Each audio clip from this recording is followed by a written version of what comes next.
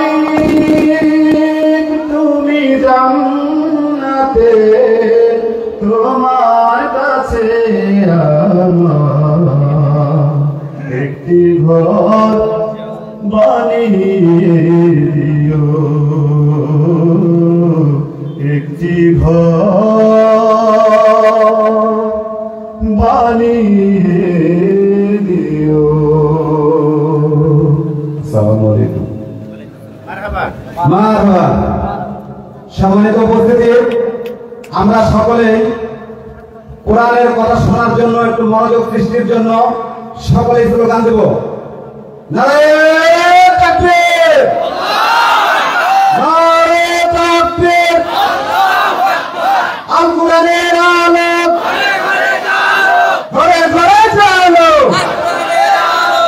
সম্মানিত উপস্থিতি, 2 দিন ব্যাপী ঐতিহাসিক তাফসীরুল কোরআন মাহফিলের আজকের প্রথম দিবসে প্রথম রজনীতে এখন বক্তব্য পেশ করবেন যে মাঠে আপনারা সকলেই জানেন, ঐতিহাসিক বললাম এ কারণে যে মাঠে কোরআনের পাখি তাফসীর করে গেছেন সবাই জানেন, যিনি অর্ধশত পৃথিবী কোরআনকে নিয়ে কাজ করেছেন, দেশে বিদেশে অগণিত মানুষকে ইসলামের পথে বিধর্মী থেকে ইসলামে নিয়ে এসেছেন। সেই মাঠ সেন্দুকায় ফুটবল মাঠ টাও, এই টাওয়ারের মাঠে গত বছর থেকে তাফসীর মাহফিল শুরু হয়েছে। যদিও আমরা এখনো উপস্থিতির জন্য কাঙ্ক্ষিত মনোবল আমাদের ভরেনি, আমরা এ ব্যাপারে এখনো কি দুর্বল। এই জন্য আগামীতে আমরা এর প্রচারণা, এর বিভিন্ন বিষয় পর্যালোচনা করে যাদের করে এই মাহফিলকে সাফল্যমণ্ডিত করতে পারি, সেই জন্য আমরা সকলেই কাজ করবো ইনশাআল্লাহ। এ পর্যায়ে বক্তব্য পেশ করবেন বিশিষ্ট ইসলামী চিন্তাবিদ, আন্তর্জাতিক খ্যাতি সম্পন্ন মুফাসসিরে কোরআন, বিশিষ্ট মিডিয়া ব্যক্তিত্ব হযরত মাওলানা মুহাম্মদ আব্দুল্লাহ আল আমিন, হযরত মাওলানা আব্দুল্লাহ আল আমিন ঢাকা। ওনাকে মহাগ্রন্থ আল কোরআনুল কারীম থেকে আলোচনা পেশ করার জন্য সবিনয় অনুরোধ জানাচ্ছি।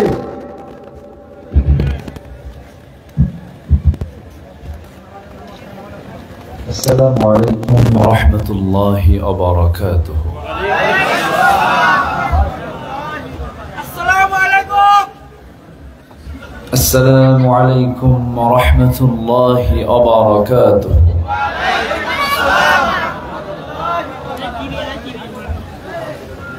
إن الحمد لله الأكرم الذي خلق الإنسان وكرمه وعلمه من البيان ما لم يعلم،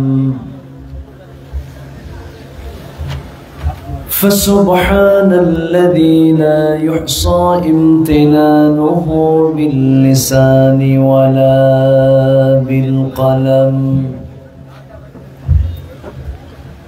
نشهد أن لا إله إلا الله وحده لا شريك له، ونشهد أن سيدنا وحبيبنا ومولانا محمدا عبده ورسوله الذي أرسله بالحق بشيرا ونذيرا وداعيا إلى الله بإذنه وسراجا منيرا. فقد قال الله تعالى في كلامه المجيد وفرقانه الحميد: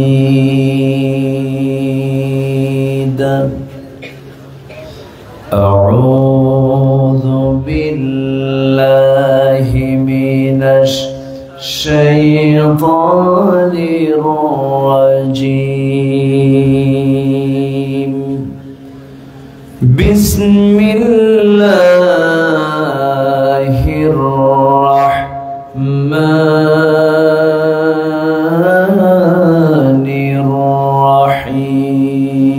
الرحيم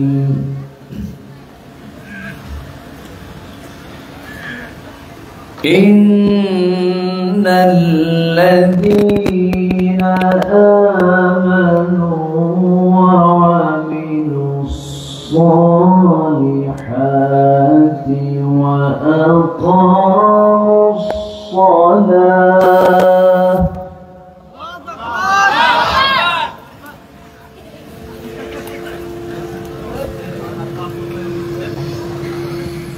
وأقاموا الصلاة وآتوا الزكاة لهم أجرهم عند ربهم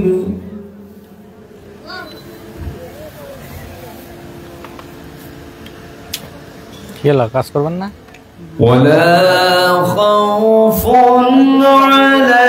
عليهم ولا هم يحزنون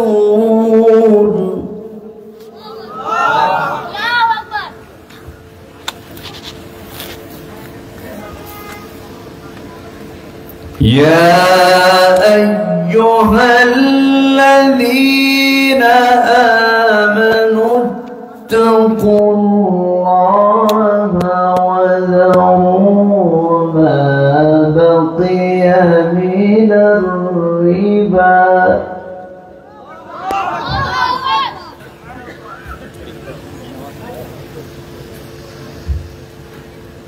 ما بقي من الربا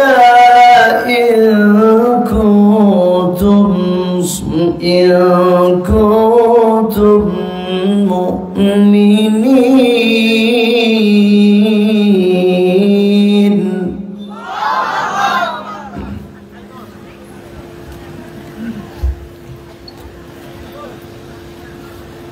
فإن لم تفعلوا فأذنوا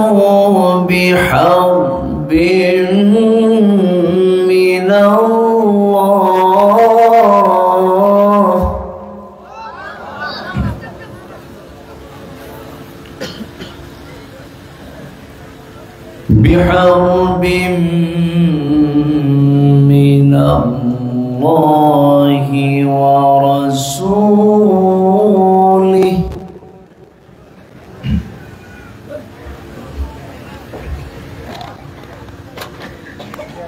وإن تبتم فلكم رؤوس أموالكم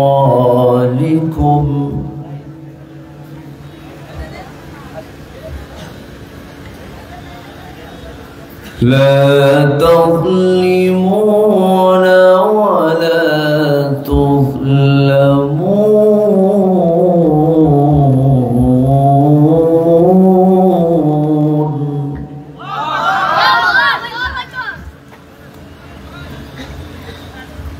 الله أكبر بسم الله الرحمن الرحيم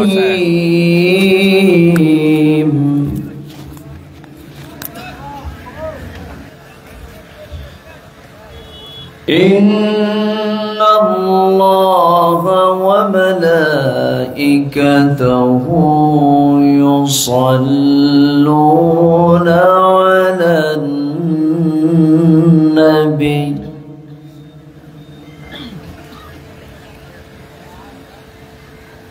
يا أيها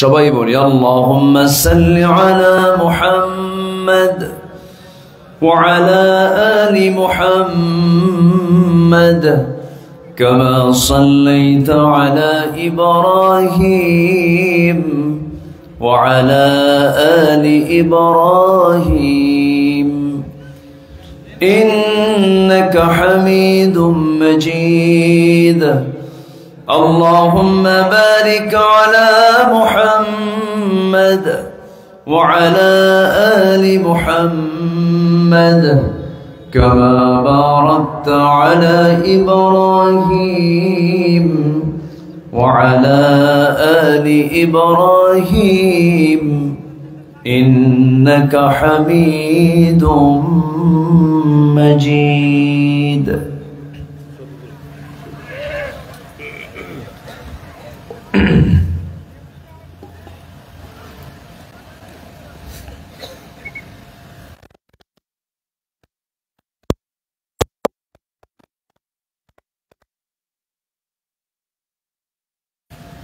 অপরূপ লীলাভূমি রাজশাহী অঞ্চলের তানোর উপজেলার সিন্ধুকাই গ্রামবাসী মাহফিল ইন্তেজামিয়া কমিটি কর্তৃক আয়োজিত বার্ষিক তাফসীরুল কোরআন মাহফিল 2024 আজকের এই মহৎ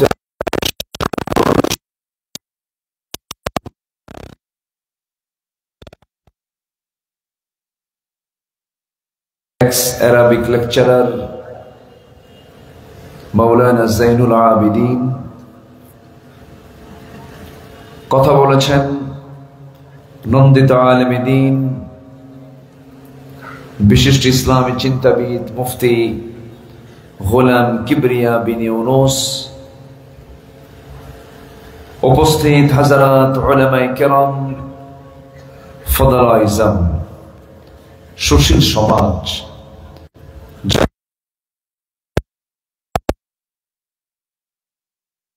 বিবেক সাংবাদিক বৃন্দ সামনে উপস্থিত দূরে কাছের বিভিন্ন স্থান থেকে ছুটে আসা কালেমার ঝান্ডাবাহী তৌহিদের পতাকাবাহী দ্বীন ইসলামের নরসারদুল বীর মুজাহিদ প্রাণ প্রিয় সম্মানিত দ্বীনি ভাইরা আড়ালে বসে আছেন শ্রদ্ধেয়া সম্মানিতা মা বোনেরা আলোচনার সূচনায় আনুষ্ঠানিকতার মধ্য দিয়ে আমার পক্ষ থেকে আবারও দিল খোলা সালাম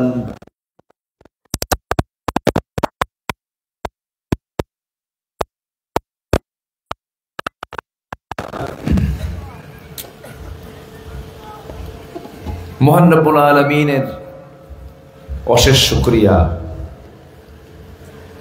যিনি আমাকে আপনাকে অসংখ্য লোকের মাঝ থেকে বাছাই করে জান্নাতের এমন একটি টুকরায় আসার বসার তৌফিক দিয়েছেন কালিমাতুশ শুকর আদায় করছি মুহাব্বাতান বলে উঠছি আলহামদুলিল্লাহ আবারও বলছি আলহামদুলিল্লাহ চিৎকার মেরে বলছি আল্লাহুম্মা ইন্নী আসআলুকা আল হুদা ওয়াত তুকা والعفاف والغنى সবাই বলি আল্লাহুম্মা আ'ইন্নি আলা যিকরিকা ওয়া শুকরিকা ওয়া হুসনি ইবাদাতিকা আমরা আল্লাহ তাআলার শুকর আদায় করে নিলাম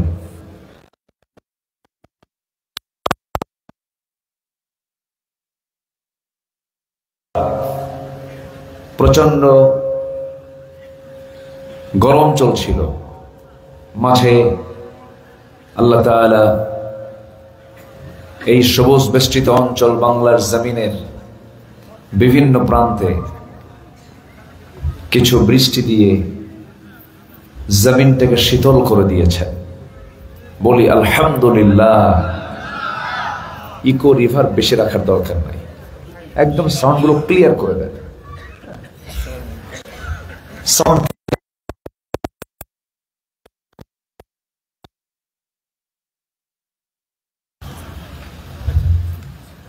সম্মানিত হাজিরিন,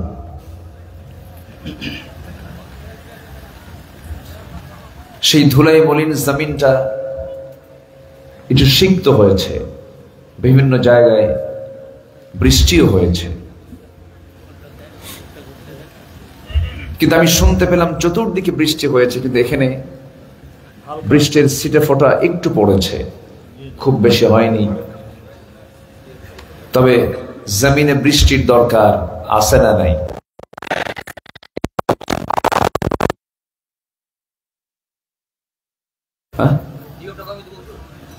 তো কি বললাম আপনাকে? সম্মানিত হাজিরিন,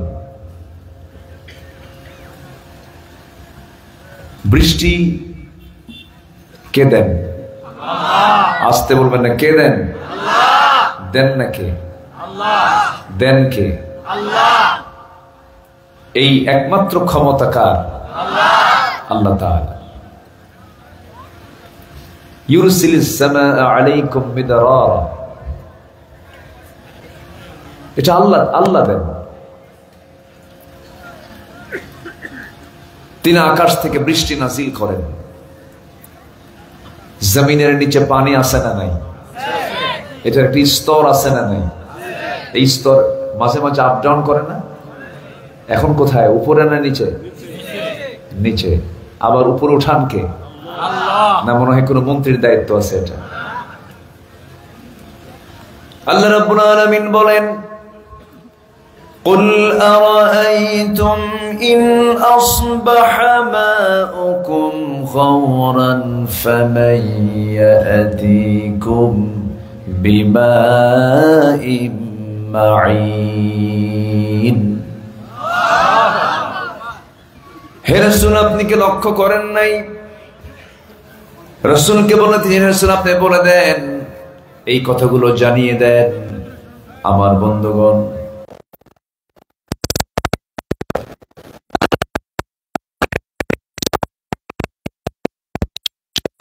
মাঝে যখন অনেক নিচে চলে যায়, সে নিচে থাকা পানির স্তরকে উপরে তুলে দেন মানুষের নাগালে। তিনি কে?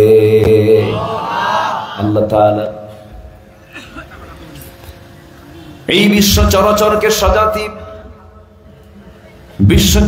বিশ্ব চরাচরের পরিচালনায় কোন ক্লান্তি আসে না যার, তিনি হচ্ছেন আমার আল্লাহ। তিনি বলছেন, ওয়ালা ইয়াউদুহু হিফযুহুমা ওয়া হুয়াল আলিয়্যুল আযীম।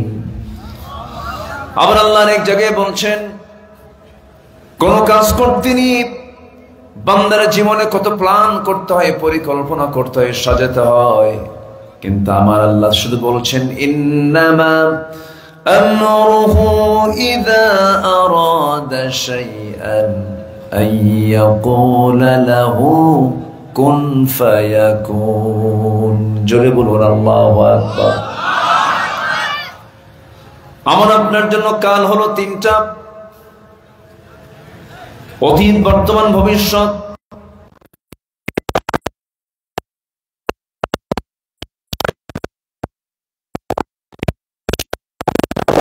তাই আমার আল্লাহর কোন সিদ্ধান্ত নিতে কোনো বেগ পেতে হয় না, কোন ক্লান্তি আসে না। তিনি শুধু বলেন হয়ে যাও, সঙ্গে সঙ্গে তা হয়ে যায়। এই ক্ষমতা একমাত্র, কেবলমাত্র, শুধুমাত্র কার? আসতে বলবেন না, কার? আল্লাহ তাআলা। সেই মহান রব্বুল আলামিন আমাকে আপনাকে দুনিয়াতে সৃষ্টি করেছেন, পাঠিয়ে দিয়েছেন সুন্দর করে, শ্রেষ্ঠতার আসনে সমাসীন করে দুনিয়াতে পাঠিয়ে দিলেন। লক্ষ্য আছে না নাই? কি বিনা লক্ষ্যে না কোন একটা লক্ষ্যে পাঠিয়েছেন? উদ্দেশ্যহীনতা না একটা উদ্দেশ্য আছে? উদ্দেশ্য আছে না নাই? আমাকে কেন পাঠানো হলো, কি জন্য পাঠানো হলো? আল্লাহ রাব্বুল আলামিন এই কথাটা কোরআনে কারীমের মধ্যে একাধিক জায়গায় বলে দিয়েছেন কেন পাঠানো হলো।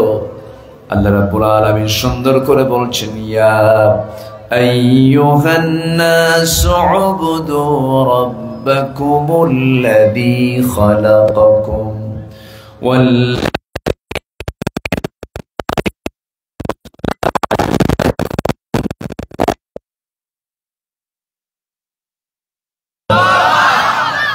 হে মানব মণ্ডলী, তোমরা সেই মহান রবের গোলামি করো যিনি তোমাদেরকে সৃষ্টি করেছেন, তোমার পূর্বের সকল জনকেও তিনি সৃষ্টি করেছেন। সেই মহান রবের তুমি গোলামি করো। অর্থাৎ এই দুনিয়াতে আমরা এসেছি, এক নম্বরের ডিউটি সেটা হলো কারো আইন মানা যাবে না, আইন মানতে হবে একমাত্র কার? কারো বিধান মানা যাবে না, বিধান মানতে হবে একমাত্র কার? কারো নিয়ম মেনে চলা যাবে না।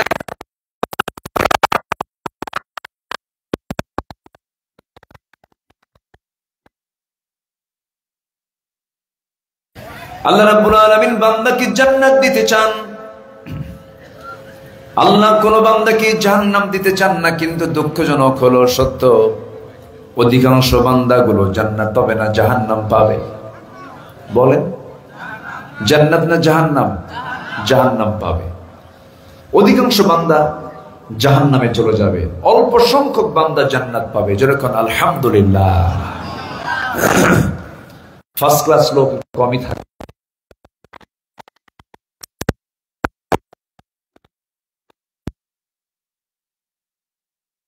সংখ্যা বেশি, কিন্তু জান্নাতি মানুষের সংখ্যা কম।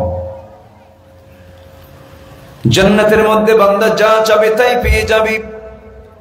আল্লাহ রাব্বুল আলামিন বলেন, ওয়ালাকুম ফিহা মা তাশতাহি আনফুসুকুম ওয়ালাকুম ফিহা মা তাত্তাউন নুজুলাম মিন গফুরির রহিম। জোরে বলুন আল্লাহু আকবার।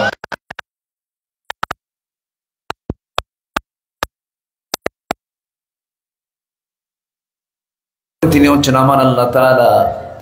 সেই জান্নাত প্রাপ্তির জন্য আল্লাহ রাব্বুল আলামিন বলছেন, বান্দারে তোমার কিছু কাজ সম্পূর্ণ করে আমার কাছে তোমার আসতে হবে। প্রথম আয়াত আল্লাহ রাব্বুল আলামিন যেখান থেকে আমি তেলাওয়াত দিয়ে শুরু করেছি, সেই তেলাওয়াতের দিকে, সেই আয়াতগুলোর দিকে আস্তে আস্তে চলে যাচ্ছে। সূরাটার নাম হলো সূরাতুল বাকারা। সূরাতুল বাকারা 114টি সূরার ভিতরে আকারের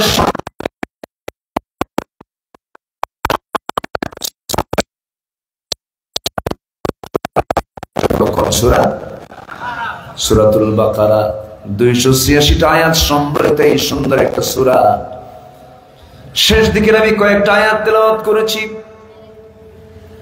আল্লাহ রাব্বুল আলামিন প্রথম আয়াতে 277 নম্বর আয়াতে আল্লাহ রাব্বুল আলামিন বলেন, ও বান্দা, তুমি যদি আমার কাছে যদি 3টা কাজ করে আসতে পারো, 4টা কাজ করে আসতে পারো, আমি তোমার বড় বড় 2টা রোগ আমি তোমাকে তোমার জীবন থেকে মাইনাস করে ফেলবো। বড় 2টা রোগ তোমার সঙ্গে থাকবে না। যেরকম সুবহানাল্লাহ, 2টা রোগ তোমার মধ্যে থাকবে না।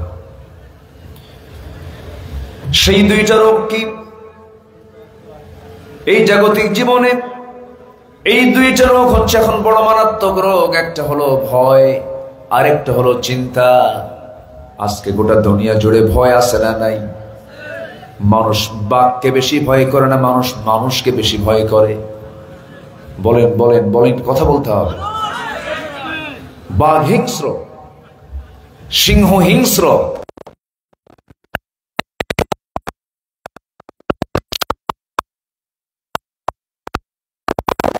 কিন্তু এই সমস্ত সাপ, বিচ্ছু, পোকামাকড়, বাঘ, সিংহ, হায়না, এগুলোকে মানুষ যতটুকু না ভয় পায়, তার চাইতে আজকে মানুষ রূপী কিছু হিংস্র জানোয়ারকে তার চেয়ে বেশি ভয় পায়।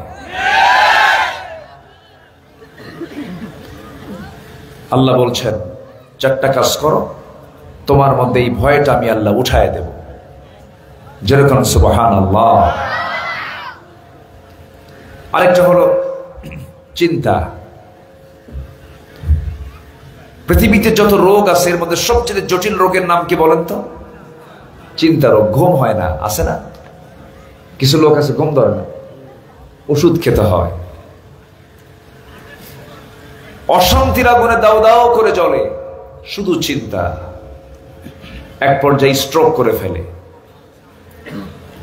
তাহলে আল্লাহ কি এমন আমল করতে বললেন যে আমল করলে পরে বান্দার বিরুদ্ধে ভয়ও থাকবে না, চিন্তাও থাকবে না? যেরকম সুবহানাল্লাহ। এই দুটা অসুখ দূর করে দিবেন, দুটা রোগ দূর।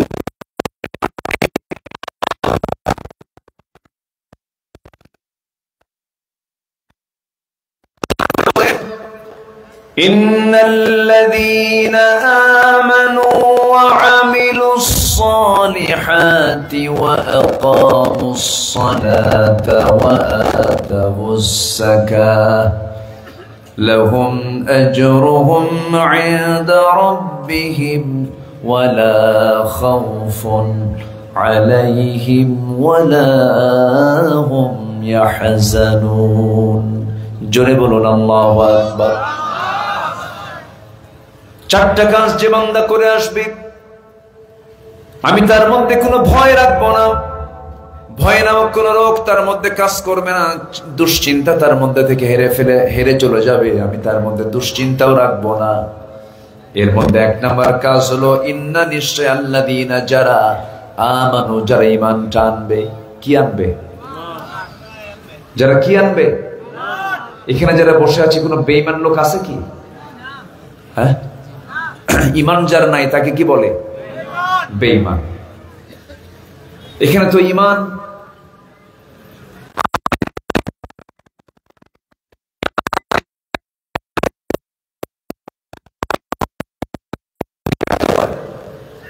থাকতে পারে, কিন্তু ম্যাক্সিমাম আমরা ঈমানের দাবিটা করি, নামাজ না পড়ি, রোজা না রাখি, ওজনে কম বেশি করি, তারপরে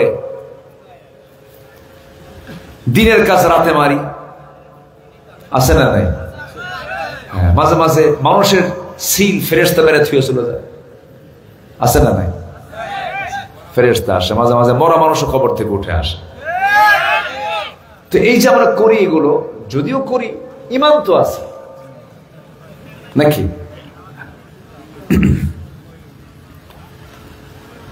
আমার বন্ধুগণ, আল্লাহ রাব্বুল আলামিন বলছেন, বান্দা তুমি কি মনে করো ঈমান এনেছি এতটুকু বললাম আর আমি তোমাকে ছেড়ে দেব? না না, আল্লাহ রাব্বুল আলামিন বলেন, আহাসিবান নাস আইয়ুতরাকু আইয়াকুলু আমান্না ওয়া হুম লা ইফতা।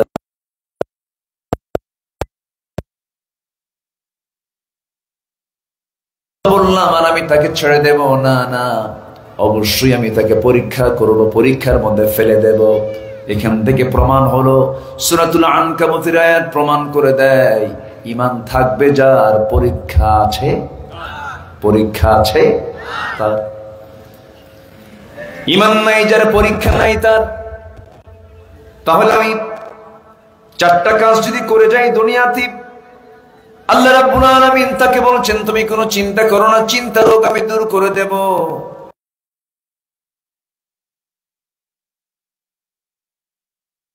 আসবে এর মধ্যে এক নাম্বার হলো ঈমান। সেই ঈমানটা হলো পরীক্ষা ছাড়া ঈমান না, পরীক্ষিত ঈমান। কি ঈমান বলেন? পরীক্ষিত ঈমান।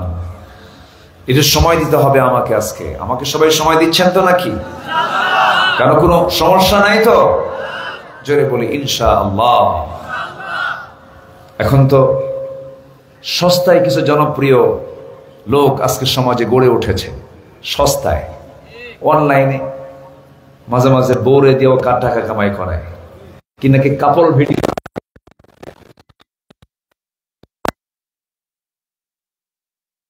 কিছু ফেরিওয়ালা আছে, মানবতার ফেরিওয়ালা আছে। মিল্টন কি সামাদ্দার না কি নাম আল্লাহ জানে।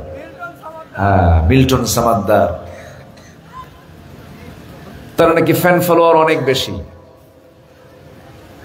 সে নাকি বৃদ্ধাশ্রম গড়ে তুলেছিল। মাঝে মাঝে সেখান থেকে নিয়ে নাকি কিডনিও বেঁচে দেয়। মানুষ কখনো ভালো হবে না কি ছাড়া?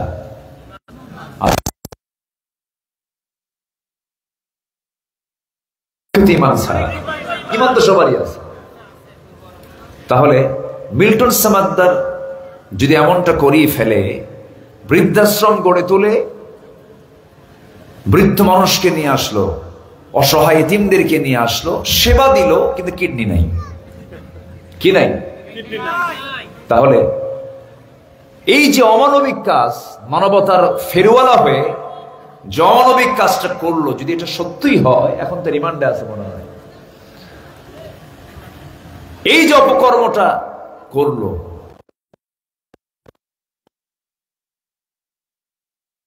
ন্যূনতম এই জঘন্য অপকর্ম কেউ কি করতে পারে?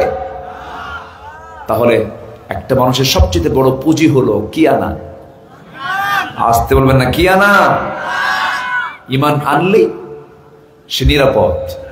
কিন্তু ইমান তো আনলাম, কিন্তু ইমান আনার সঙ্গে সঙ্গেই সঙ্গে আরেকটা জিনিস যুক্ত হবে, সেটা হলো পরীক্ষিত ইমান। সামনে বহু অফার আসবে, সুন্দরী নারী তোমাকে প্রেমের প্রস্তাব দেবে, তুমি তখন ইউসুফ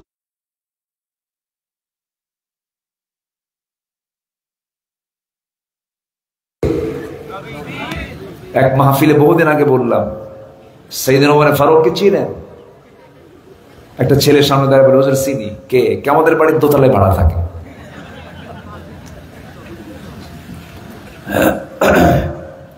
ইউসুফ আলাইহিস সালাতু ওয়াস সালাম, তোমার সামনে একটা সুন্দরী নারী দাঁড়িয়ে থাকবে, তুমি তাকাচ্ছ না কেন? কার ভয়?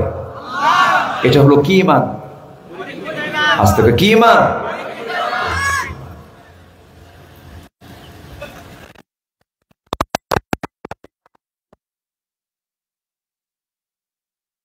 আসামি পক্ষের লোক তোমার বাড়িতে এসে 1 কোটি টাকার চেক দিয়ে গেল, বিচারক আজকে বিচারের যখন রায়টা দিবেন, আমার পক্ষে দেবেন, এই যে 1 কোটি টাকা দিয়ে গেলাম।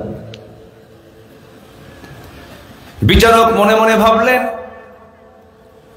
বিচারের চেয়ার আমি বসেছি, আমি যদি রায়টা তার পক্ষে দিয়ে দিই, কি আমাকে কে কি করবে? কেউ তো আমাকে কিছুই করতে পারবে না। কিন্তু তার মধ্যে যদি ন্যূনতম ইমান থাকে, 1 কোটি কেন দুনিয়া তার হাতে দিলেও সে বিচারকে অবিচার করবে নাকি?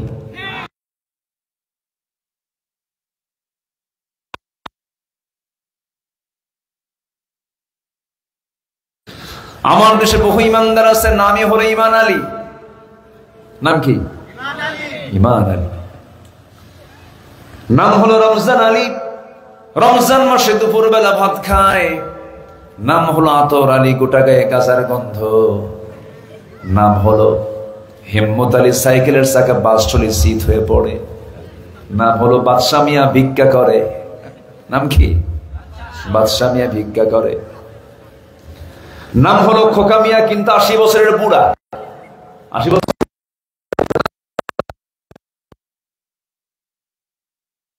কাজ হবে না।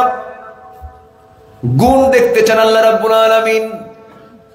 গুণ যদি না থাকে, পরীক্ষায় পাস যদি না থাকে, ঈমান দিয়ে বান্দা জান্নাত পাবে না। কারণ ওই ঈমানটা কি হবে? ইউসবিহু মুমিনান ওয়া ইউমসি কাফিরান। ওই বান্দার ঈমানটা সকালবেলা ঈমান থাকবে, বিকালবেলা সে কাফের হয়ে যাবে। এই জন্য মজবুত ঈমানটাকে আনতে হবে। 2টা বড় বড় রোগ আল্লাহ তাআলা নিজের জীবন থেকে মাইনাস করে দিবেন, বান্দার জীবন থেকে মাইনাস করে দিবেন।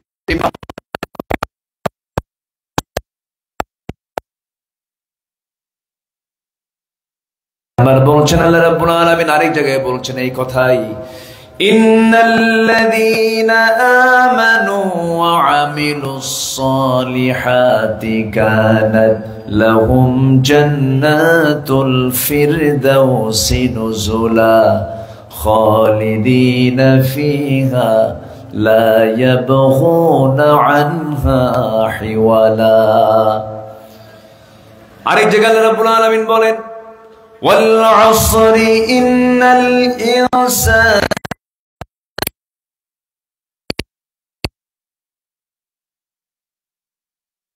আমিলুস সালিহাত ওয়া তাওয়াসাউ বিল হাক্কি ওয়া তাওয়াসাউ বিস সাবর। আমার বন্ধুগণ, একটা মানুষের সব গুণ আছে। মিথ্যা কথা বলে না, আমানতের খেয়ানত করে না, বাজে কথা বলে না, ওয়াদা ভঙ্গ করে না, বিনয়ী বিনম্র আচরণের সব ভালো ভালোই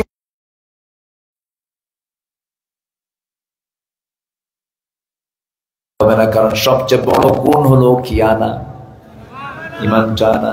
অনেক হিন্দু মানুষ আছেন খুব সুন্দর করে কথা বলে, আছে না? অন্য ধর্মের লোক আছেন এরকম, স্বভাবগুলো খুব ভালো। যেমন আমার নবীর আপন চাচা আবু তালেব ছিলেন খুব সুন্দর আচরণের মানুষ, নবীর সঙ্গে খুব মিশে যেতেন। আমার নবীজির দুঃসময় আবু তালেব তার পাশে পর্যন্ত দাঁড়িয়েছিলেন। যেই বয়কটকে শিব আবু তালেব বলা হয়, আমার নবী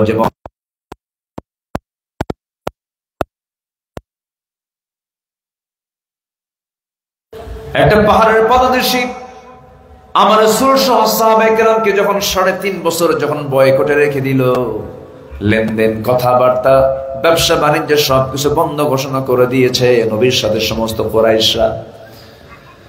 সেই সময় আবু তালেব নবীর পক্ষ অবলম্বন করে নবীর সঙ্গে তিনিও জেল খেটেছেন। এত কষ্ট, এত ত্যাগ। নবীজি তার কাছ থেকে ভাষা শিখেছেন, নবীজি তার কাছ থেকে ব্যবসা শিখেছেন। এমনকি আমার নবীজি বিয়ে করেছেন ওই চাচার পরামর্শ পর্যন্ত নিয়েছেন।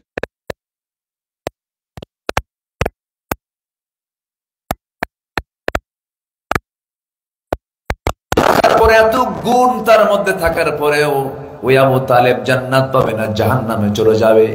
জাহান্নাম যাওয়ার 1 নাম্বার কারণ হলো সব আছে কিন্তু কি নাই, ঈমানটা নাই। আমার নবীজি মুমূর্ষু অবস্থা অন্তিম শয্যায় শায়িত আবু তালেবের পাশে গিয়ে আস্তে করে বসে গেলেন। বসে গিয়ে বললেন, চাচা আপনি আমার জন্য কি করলেন না?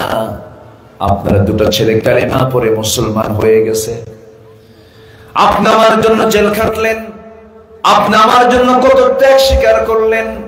শুধু একটা বারের জন্য আপনি কালিমার ঘোষণা দিয়ে দেন।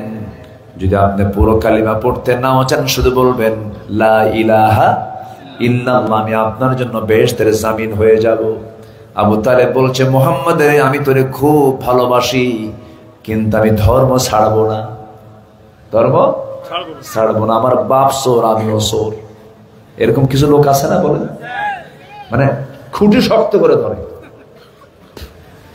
কি শক্ত করে ধরে? খুঁটি শক্ত করে ধরে। আমার বাপের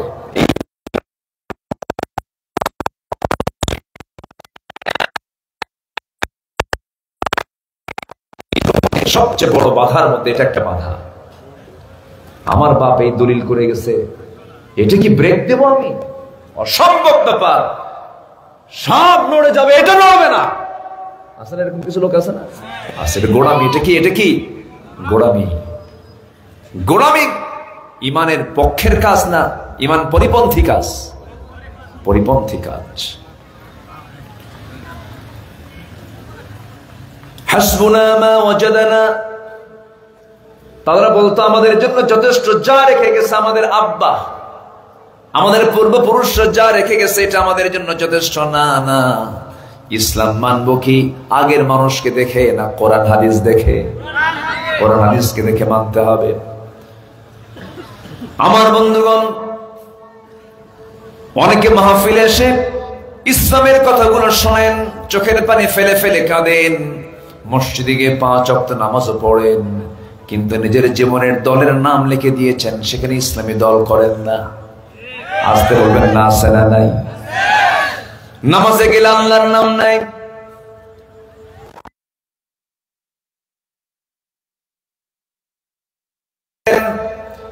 কিন্তু মসজিদ থেকে বের হয়ে, মাহফিল থেকে বের হয়ে নেতা একখান ডাক দিল, নেতার পিছনে পিছনে চলে গেল, নামাজ গেল, দিন গেল।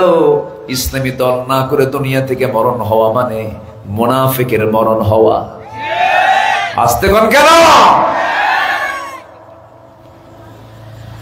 কিছু ইসলাম, কিছু অন ইসলাম, এটার নাম ইমানদার নয়।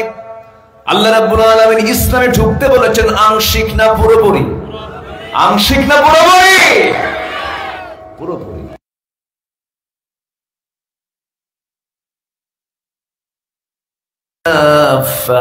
ولا تتبعوا خطوات الشيطان إنه لكم عدو মুবিন। জোরে বলুন আল্লাহু আকবার। ইসলামের ভিতরে পরিপূর্ণরূপে দাখিল হয়ে যাও। আংশিক মানবে না, তা হবে না, তা গ্রহণীয়, তা গ্রহণযোগ্য হবে না। আল্লাহকে মানে বহু খ্রিস্টান আছে না নাই? খ্রিস্টানরা কি আল্লাহকে মানে না? মানে তো, তারা আল্লাহকে মানে।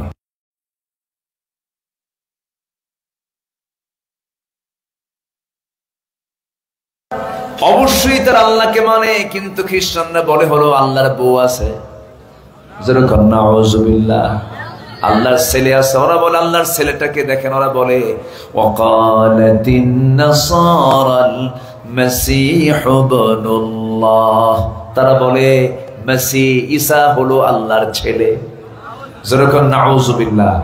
তাহলে সেই ইমানের কি দাম আছে? সেই ইমানের কি দাম আছে? আমার বন্ধুগণ, ইমানটাকে ফ্রেশ করতে হবে।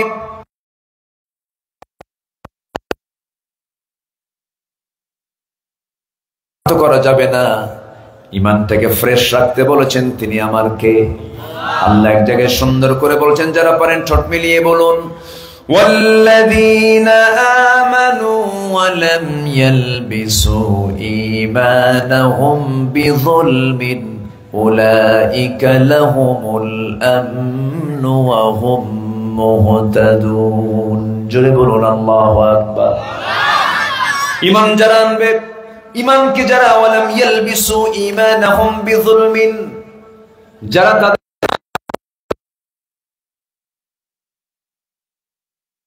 যুলমিন আই শিরকিন, ইন্নাশ শিরকা লাযুলমুন আযীম, জুলুমের দ্বারা, শিরকে দ্বারা আচ্ছাদন করবে না। ঈমানটাকে যারা তরুজাতা রাখবে, কুফরি দিয়ে নয়, শিরক দিয়ে নয়, বিদআত দিয়ে নয়, তাগুত দিয়ে নয়, এই সমস্ত ভ্রান্ত মতবাদ দিয়ে যারা ঈমানকে যারা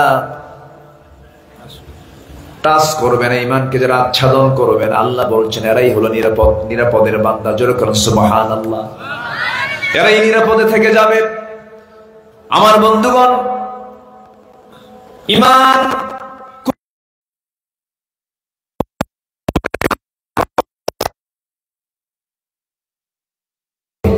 ঈমানটার যত্ন যদি আমি নিতে চাই, এক নাম্বার কাজ হলো প্রত্যেক ঈমানদার বান্দার কোরআন হাদিসের জ্ঞান থাকা দরকার। আছে না নাই? আসতে বলবেন না, আছে না নাই?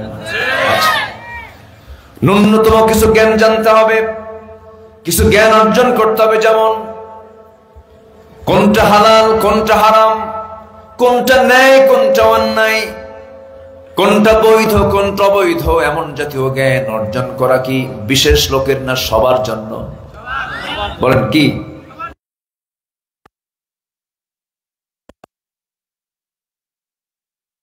এক রাত হয়েছে মনে হয় নাকি?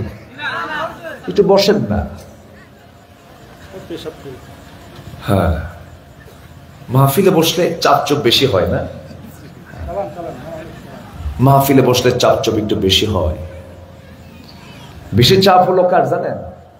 মিস্টার ইবলিসের। ও খুব চাপ দেয়।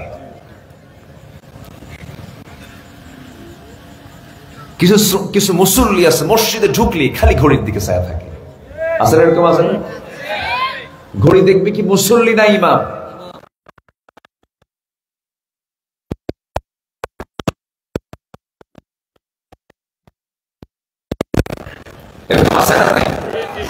নামাজ লম্বা করলে বলে হুজুর তাইলসে হুজুর, এগুলো দিকে নামাজ হবে? এত লম্বা সময় নেই।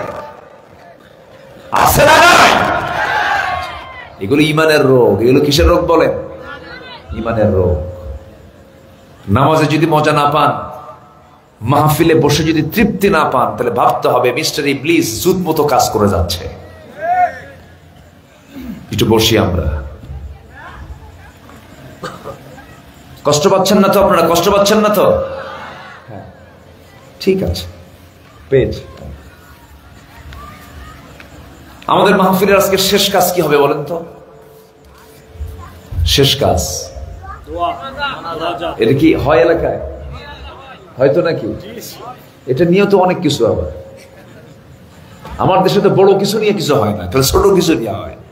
দোয়া নিয়া, তারপর বললিন জল্লিন নিয়া, আমি নাচতে বলা জোরে বলা নিয়া, নূর মাটি নিয়া, তারপরে হলো তারাবি নিয়া, বেতের নিয়া, আমি নাচ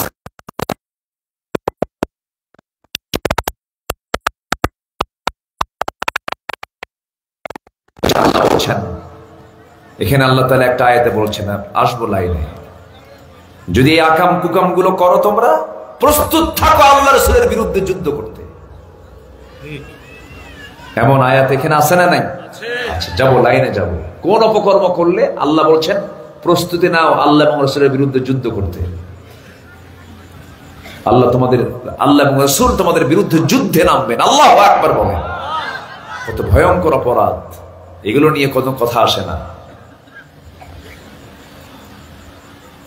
একই কালিমার দাওয়াত দেয়, বাতিলদের সঙ্গে ওঠা বসা করে, কোনো গন্ডগোল লাগে না, মামলা টামলা কিচ্ছু নাই। আমার একই কালিমার দাওয়াত দেয়, ফাঁসির মঞ্চে ঝুলতে থাকে, আছে না নয়? এক কালেমায় পোলাও করবা, আরেক কালেমায় খাবার নাই, ঠিক কিনা? ঈমান এনেছি আমরা, ঈমান আনবো আবু বকরের মতো। জোরে বলে ইনশাআল্লাহ। আবু বকরের মতো দৃঢ়চেতা হও। যাকাত যারা দেবেন আবু বকর বলে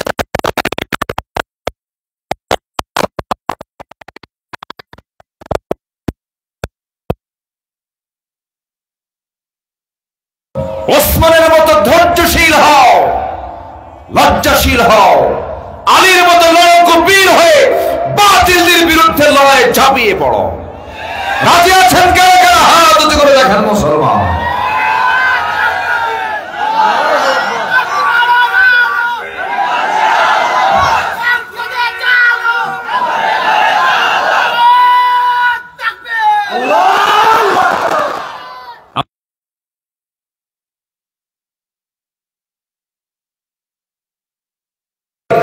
আমেরিকা ইউরোপ আমাদের সভ্যতা শিখাতে পারবে না। আমাদের সভ্যতা শিখিয়েছেন সাহাবায়ে কেরাম, আম্বিয়ে কেরাম। কারো কাছ থেকে সভ্যতা আমাদের ধার করতে হবে না। লোকমানের মতো বাপ হও। কার মতো? সূরা লোকমান আছে না নাই? লোকমান তার সন্তানকে নসিহত দিয়েছেন 13টা। আমরা সন্তানদের এই নসিহত গুলো না দিয়ে বলি, বাবা খালি পায়ে ফুল একটা হাতে নিয়ে যা, ওখানে ফুল দিয়ে আয়, ঠিক কিনা?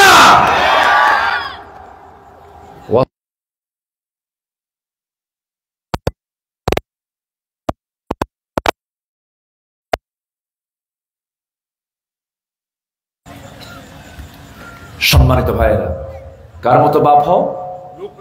বলেন কার মতো? লোকমান কি কোনো নবী ছিলেন? দেখ, সাহাবীও না। উনি কি কোনো কি বলে সুন্দর চেহারার মানুষ ছিলেন? ওইরকম কালো মানুষ এখানে একজনও নাই। শুধু কালোই না, খাটো। শুধু খাটোই না, দাঁতগুলো এলোমেলো। শুধু দাঁত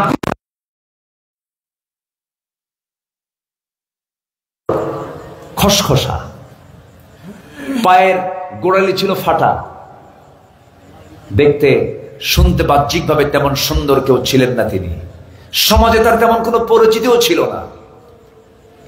আল্লাহ তাআলা তাকে নবুয়ত না দিলেও দিয়েছিলেন হিকমাহ। সুবহানাল্লাহ বলবেন না? ওয়ালাকাদ আতাইনা লুকমানাল হিকমাহ। আল্লাহু আকবার বলেন। ওয়া মান ইউতিল হিকমাতা ফাকাদ উতিয়া খায়রান কাসীরা। আল্লাহ যাকে চান তাকে হিকমত দেন। জোরে করে সুবহানাল্লাহ।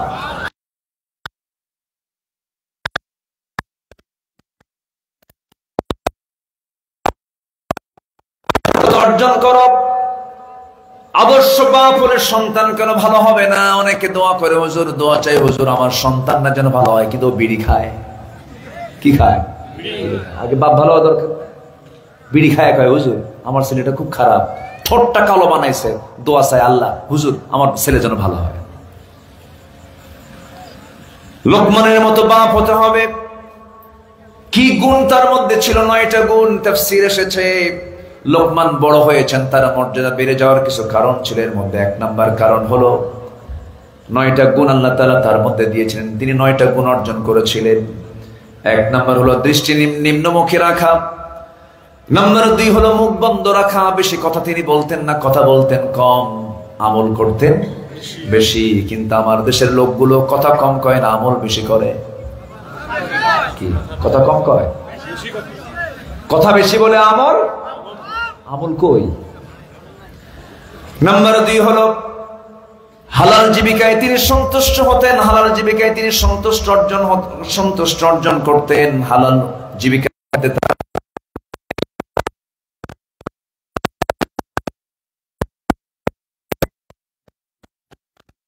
সত্য কথায় অটল থাকতেন। নাম্বার 6 হলো অঙ্গীকার পূর্ণ করতেন। নাম্বার 7 হলো মেহমানকে পেলে সম্মান করতেন। মেহমান যার ঘরে আসবে, রাসূল বলেছেন তার যদি ঈমানটা রক্ষা করতে চায় সেজন্য মেহমানকে অবশ্যই সম্মান করে। যার ঘরে মেহমান বেশি সেই ঘরে রিজিক কখনো ফোরেন, আল্লাহু আকবার বলেন। নাম্বার 8 হলো প্রতিবেশীর হক তিনি আদায় করতেন।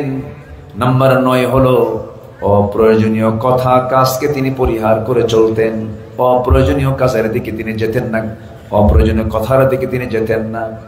আবার এই দিকে আমার রাসূল নিজেও বলে দিলেন, সাহাবীরা আমি তোমাদেরকে 10টা ওসিয়ত করছি। কি করছি? ওসিয়ত বুঝতেছেন তো? মানুষ মারা যাওয়ার আগে ওসিয়ত করে না? আমার রাসূল আমাদেরকে ওসিয়ত করছেন 10টা। কয়টা বলেন তো? 10টা। শুনবেন? আমার নবীজি বলেন, قال رسول الله صلى الله عليه وسلم, মুআজ বিন জাবাল রাদিয়াল্লাহু আনহু থেকে বর্ণিত হাদিস। আমার নবীজি বলেন, উসিকা বিতাকওয়াল্লাহ ওয়া সিদকাল হাদিস ওয়া ফাআল হাদিস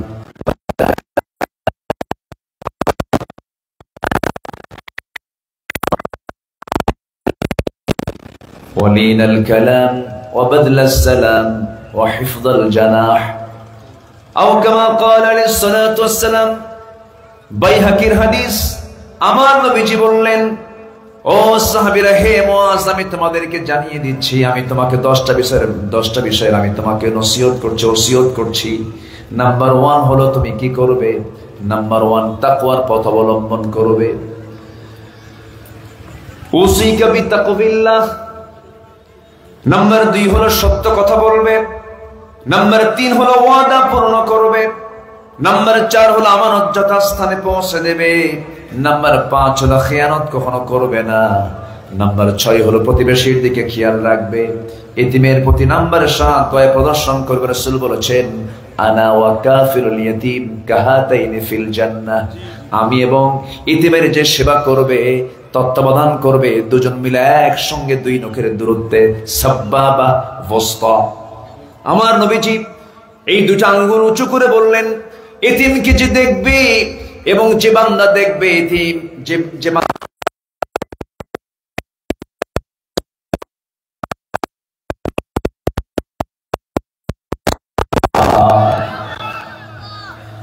নাম্বার 8 হলো নম্র কথা বলা। রাসূল নম্র কথা বলবে মুআজ। নাম্বার 9 হলো ব্যাপকভাবে বাদলুস সালাম, ব্যাপকভাবে সালাম প্রচলন করবে। কিন্তু আজকের সমাজে সালাম বেশি না, গুড মর্নিং বেশি। গুড মর্নিং, গুড ইভিনিং, শুভ সকাল, শুভ সন্ধ্যা। সালাম যারা দেয় না ওদের মধ্যে ঈমানের ঘাটতি আছে, ঠিক কিনা? এরকম স্বামীও পাওয়া যাবে এখানে, হয়তোবা জীবনে বউকে সালামই দেয় নাই। এরকম স্বামীও কিন্তু আছে না? নাই? বউকে আবার স্বামী সালাম দেবে, বউকে সালাম দেওয়া লাগে? এরকম লোক আছে না নাই বলেন তো? আছে না নাই? আছে। সালাম দেব কি, বউকে সালাম দেওয়া জায়েজ আছে না নাই? আসতে কয়। অনেকে প্রশ্ন করে মাহফিলে, হুজুর আমার বউ কথা শোনে না, সালাম দিচ্ছেন? জীবনে সালাম দেই নাই, ওরা কি গিয়ার বাড়ায় দেব? বউ ভালো হবে না কেন? সালাম দিবেন কোন বউ ভালো হয়ে যাবে। এটা ভালো হবে।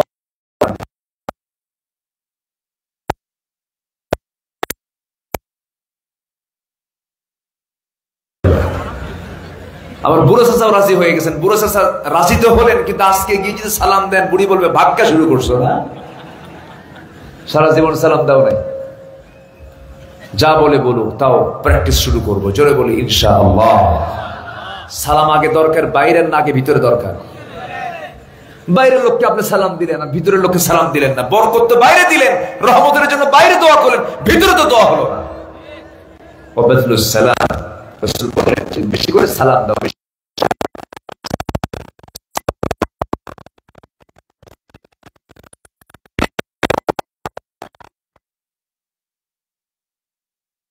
লাহুমা জানাহাদ যুল্লি মিনার রাহমা। আল্লাহু আকবার বলেন।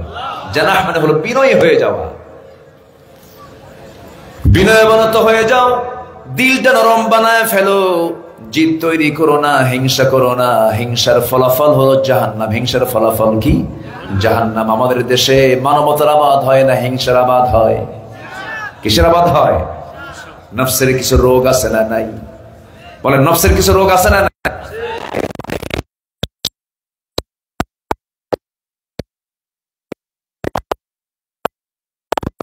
সুস্থ হবে না। হিংসুক কখনো সুস্থ থাকে না, হিংসুক কখনো বড় হতে পারে না। উদার চিত্ততা নিয়ে চলবো, বিনয়ী হয়ে চলবো, অপরের জন্য বড় কিছু কামনা করবো। আল্লাহ তুমি ওকে বড় করেছো, তুমি আল্লাহ আমাকেও বড় করো। ওকে আল্লাহ তুমি আরো বেশি বড় বানায় দাও। হিংসাকে আমরা দূর করব। এক বেচারি, অনেকদিন আগের কথা, একটা এক্সাম্পল মনে পড়লো আমার। আগের যুগের মানুষ বিয়ে করতো ঘোড়ায় চড়ে। কিসে চড়ে? ঘোড়ায় চড়ে। হাতি, হ্যাঁ ঘোড়ায় চড়ে না, ঘোড়ায় চড়ে বিয়ে করত। এখন তো প্রাইভেট কার, এমনকি হেলিকপ্টার নিয়েও বিয়ে করে। এমনকি মেয়ে পক্ষ চলে যায় স্বামী পক্ষের বাড়িতে। এরকম আছে না নাই? কি নাই আমার দেশে? সব আছে। আমি চুয়াডাঙ্গায় গত বছর মাহফিল করতে গেছি, এই কথা বলতে না হুজুর, এই গ্রামের ঘটনা বলে ফেলল। তো বিয়ে করতে যাবে, ঘোড়ার প্রয়োজন। তো গ্রামের এক বুড়া চাচার কাছে ঘোড়া আছে একটা। তো ছেলেটা ওই যে বিয়ে করবে, সেই লোকটা গিয়ে বলছে, ভাই ও কি মুরব্বী চাচা, আমার অমুক দিন বিয়ে, ঘোড়াটা কি দেওয়া যাবে? কে তোর আমি ঘোড়া দেবো না, যা।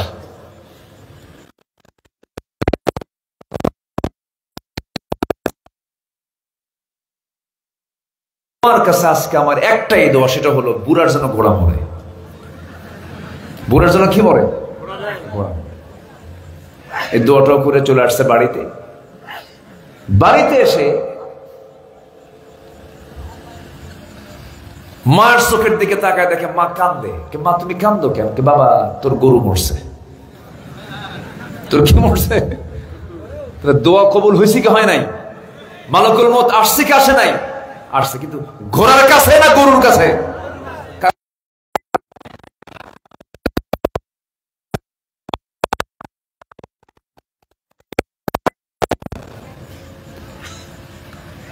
হারাম ইনকাম করব, নফসের রোগ। এগুলো কিসের রোগ বলেন? ওজন দিতে নেই, একটু কম দেই, একটু কি কম দেই। আবার নেওয়ার সময় আরে দেও না দৌড়ে একটু। এগুলো নফসের রোগ। এগুলো হালাল না হারাম? হারাম দিয়ে কখনো বরকত হয় না। এক বেচারি গোটা রাত কষ্ট করে ঘোড়া চুরি করে আনছে। সকালবেলা বাড়িতে আসার পর ছেলেকে বলে, বাবা অনেক রাত কষ্ট করছি ঘোড়াটা চুরি করতে, তুই যা ঘোড়াটা বিক্রি করে দিয়ে আয়, আমি ঘুমায় পড়ি। তো ছেলে গেছে বাজারে ঘোড়া বিক্রি করতে। এক বিক্রেতা সে বলছে, ভাই এটার দাম কত? কত? ঠিক আছে তোমাকে দাম দেবো, তো একটু ঘোড়াটা চেক করে নিই, একটু উঠি, ঘোড়ায় চড়ি, দেখি কেমন চড়ে, চার পা ঠিক আছে কিনা। তো বিক্রেতা কি বলে, ক্রেতা ঘোড়ার উপরে চড়ে লাগাম ধরে এমন টান দিছে, আর আসে না। সন্ধ্যা হয়ে যায়, আর ফেরে না। ওই যে গেছে, আর ফেরত নাই। এখন ব্যর্থতা নিয়ে চোরের ছেলে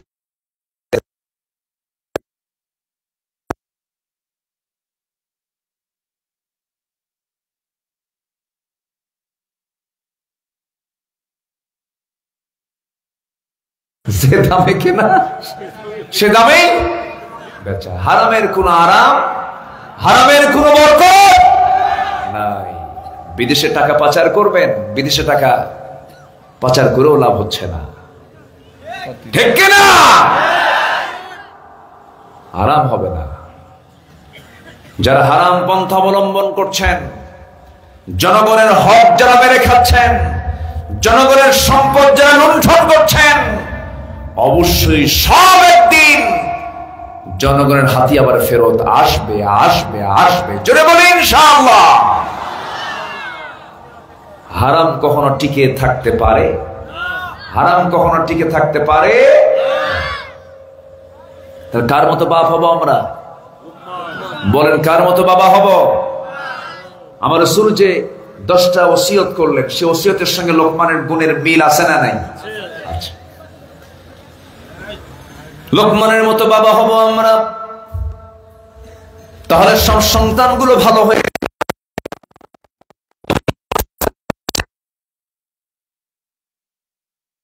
বাহিরে না ঘরে। আর আমার ওয়াজ করি কোথায়? এই যে বাইরে আসছে। কিন্তু ওয়াজ করার মূল নিয়মটা হলো ঘরের মধ্যে ওয়াজ। আমার নবী আগে ওয়াজ শুরু করেছেন, দাওয়াত দিয়েছেন বাইরে না ঘরে। কু আনফুসাকুম ওয়া আহলিকুম নারা, নিজে বাঁচো, তোমার পরিবারকে জাহান্নাম থেকে বাঁচাও। মেয়ের গায়ে বোরকা তুলে দাও, স্ত্রীর গায়ে চাদর তুলে দাও। স্ত্রীকে বলে ফেলো লিপস্টিক লাগানো যাবে না, কপালে টিপ দেওয়া যাবে না।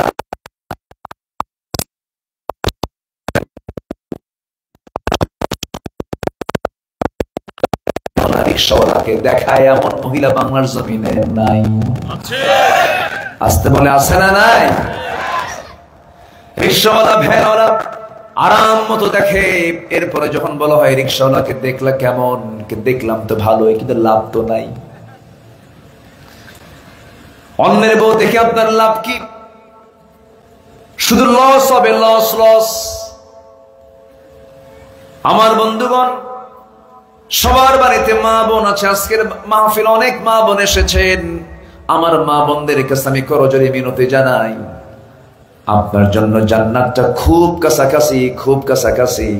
একটা পুরুষকে জান্নাত পেতে যে কষ্ট করতে হয়, একজন নারীকে সেই কষ্ট করতে হবে না। কিন্তু জান্নাত মেয়েরা কম পাবে। এর মধ্যে যতগুলো কারণ আছে, এর মধ্যে 1 নম্বর কারণ হলো মেয়েদের সবকিছু ঠিক আছে, কিন্তু মেয়েদের গায়ে কাপড় চোপড় নাই। মেয়েরা গায়ে কাপড় দেয় না, অ্যালার্জি হয়। কি হয়? কি হয়? অ্যালার্জি। বোরকা পরলে অ্যালার্জি বাড়ে। কি বাড়ে? অ্যালার্জি বাড়ে।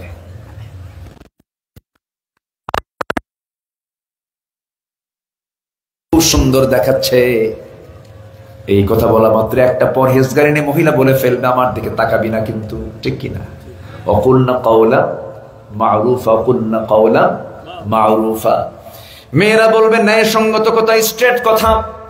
পর পুরুষ যখন কোনো প্রশ্ন করবে, এক কথায় উত্তর দিয়ে দেবে, যেন সেকেন্ড কোনো কথা না বলতে পারে। মেয়ের এমন করে কথা বলবে, এমন হুকুমটা দিয়েছেন আরশের মালিক আল্লাহ তাআলা। মেয়েরা এমন ভাবে কথা বলবে,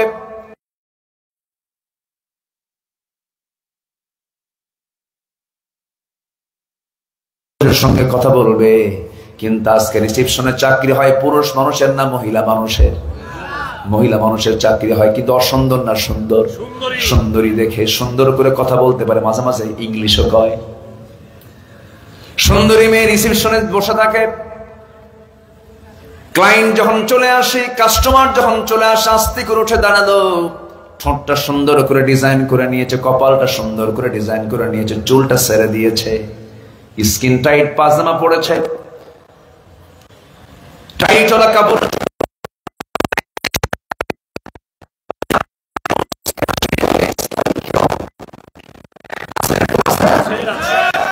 সালাম খান দিয়ে দিল। আবার বিমানবালার চাকরি পুরুষ বেশি পায় না মহিলা বেশি পায়? বলেন মহিলা বেশি পায়। বিমানবালা গুলো মহিলা হয়।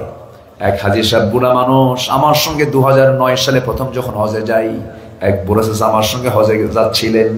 বিমানবালা যখন বিমানে উঠলাম, যখন সবাই যখন বসেছি বিমানে, আমাদের বেল্ট আমরাই লাগাই, আমরা তো ইয়াং, শক্তি টক্তি আছে, কিন্তু বুড়া মানুষ বেল্ট লাগাতে পারে না। তখন বিমানবালা চলে আসে, বিমানবালার গায়ে সেন্ট লাগানো, ঠোঁটটা লাল টকটকা, আমার দিকে তাকায় বলে, ও হুজুর, হস্তই শেষ করলো আমার। কি কথা বলছেন? হস্তই আমার কি করলো? শেষ করে দিল। কেন? গন্ধ গায়ে। কি গায়ে? গন্ধ গায়ে। লাল লিপস্টিক লাগে আমার দিকে তাকাছে, হজের কি কাজ এগুলো নাকি? বললাম মুরব্বী উপায় নাই, গোটা ওয়ার্ল্ডে বিমানে আপনি চড়বেন, যেখানেই যান না কেন আপনাকে এই বিমানবালার সম্মুখীন হতেই হবে। এখানে ইমানের শেখ ইউসুফ হন। কথা বোঝেন নাই? সামনে তাকায় আছে, তাকাবো না, নজর আমার চলে যাচ্ছে, নজর দেব না।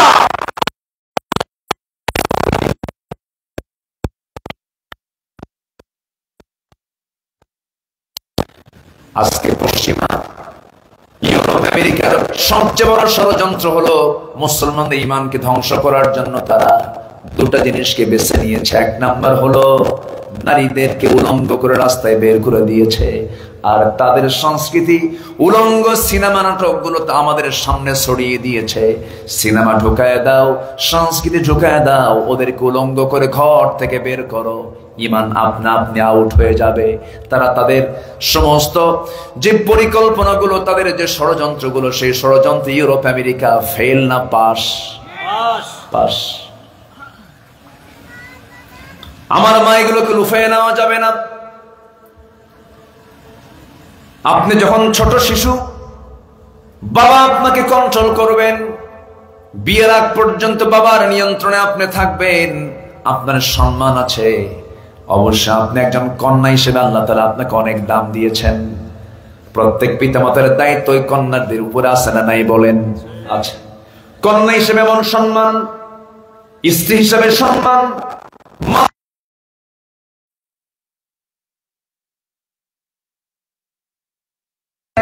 পৃথিবীর কোন ধর্মে আপনি এমন সম্মান পাবেন না।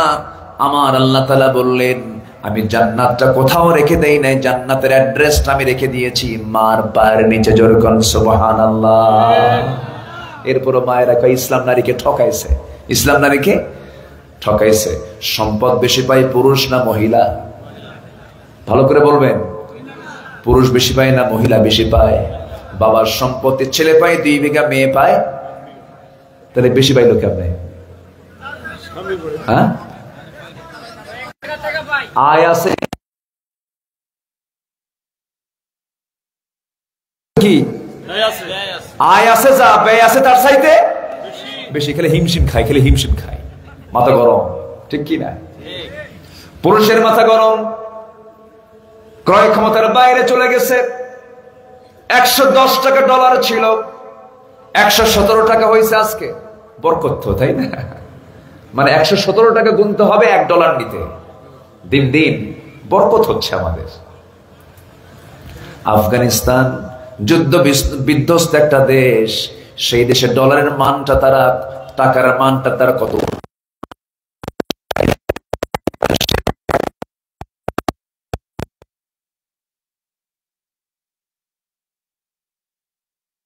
আমরা স্বাধীনতার কথা বলি, এত কিছু বলতেছি, আমরা মুক্ত হয়েছে, স্বাধীন হয়েছি, মানবতা অর্জন করেছে, কত কি করেছে, কিন্তু দুর্নীতিতে আমরা কি সাধারণ না চ্যাম্পিয়ন? আলহামদুলিল্লাহ। যেরকম নাউজুবিল্লাহ, যেরকম নাউজুবিল্লাহ। তাহলে পুরুষের আয় যা আছে তার চেয়ে ব্যয় কম না বেশি? কিন্তু মেয়েদের আয় আছে কিন্তু ব্যয় নাই।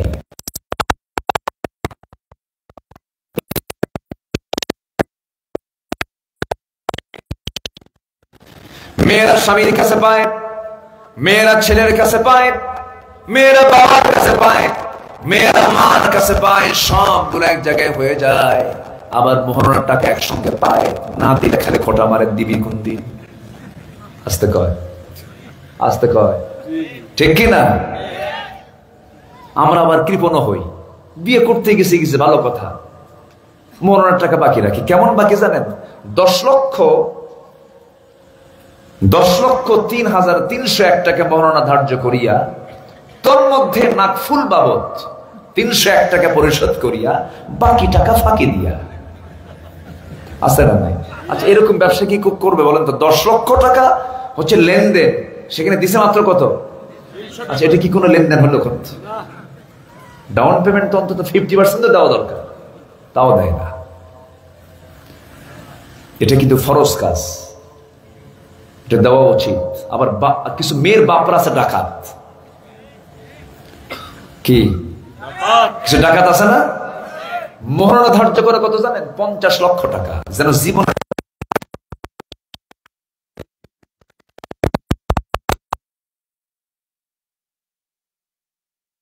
কেন এটা হবে? এটা জালেম, এটা জুলুমের কাজ। এটা যে পাত্র বিয়ে করতে যাচ্ছে তার যে সমর্থ হবে সেই সমর্থ অনুযায়ী মোহরনাটার যেন এটা হাস্যকর না হয়। এটা একটা মোহরনা এমন একটা পরিমাণ হওয়া উচিত যেন এটা কি হয়, এটা সম্মানজনক যেন একটা মানে পরিমাণ নির্ধারণ করা হয়, এটা যেন হাস্যকর না হয়। 2 টাকা দিয়ে না, তা না, সম্মানজনক একটা ব্যালেন্স রেখে এমন একটা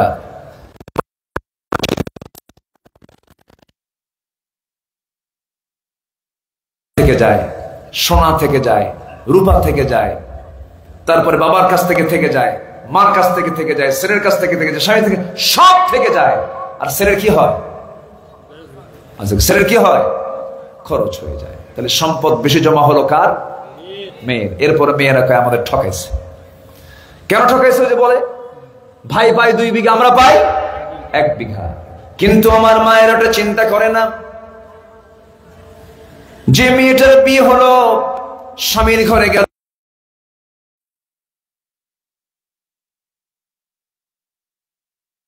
মহিলা ফিরে আসবে কার বাড়িতে বলেন? কিন্তু বাবা বেঁচে নাই, কার বাড়িতে? ভাইয়ের বাড়িতে। ভাইকে তখন দেখতে হবে। কিন্তু ভাইও পেয়েছে 2 বিঘা, বোনও পেয়েছে 2 বিঘা। এটা যদি হয়ে যেত তখন ওই ভাইটা বলতো তুই 2 বিঘা নিয়েছিস, আমিও 2 বিঘা পাইছি, সমান সমান, আমি তোরে দেখবো না। কি ঠিক আছে না? আমি তোরে দেখবো না। ইসলাম আল্লাহ তাআলা কি সুন্দর করে সাজিয়েছেন। ইসলামটা কার? আল্লাহ জানেন, আল্লাহ বোঝেন কোন আইন কোন বান্দার জন্য কি কল্যাণ বয়ে আনবে। আল্লাহ তো ভালো করে দিয়েছেন 2 বিঘা। এই হুকুমগুলো করে দিয়েছেন, এই বিধানগুলো করে দিয়েছেন কে? আল্লাহ তাআলা। হ্যাঁ, না সমস্যা নেই, ইনশাআল্লাহ। লোকজন যাবে না তো? আসেন না আপনারা? আসেন না?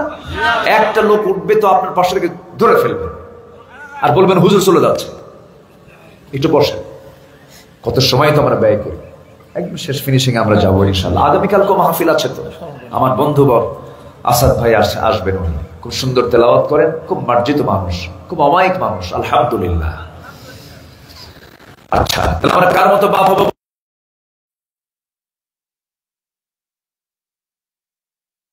বাপ হবো আমরা, হবো লোক কার মতো বাপ?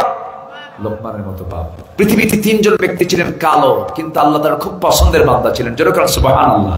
এর মধ্যে একজনের নাম বলে ফেলেছে কে? আরেকজন আছে, বলতে জানেন? বেলাল। আল্লাহু আকবার বলেন। ওয়াজকের করা লাগে, ওয়াজ তো সবাই জানে। জি আমার বন্ধুগণ, সেই লোকমান ওয়াজ করেছেন, সন্তানকে 13টা নসিহত দিয়েছেন।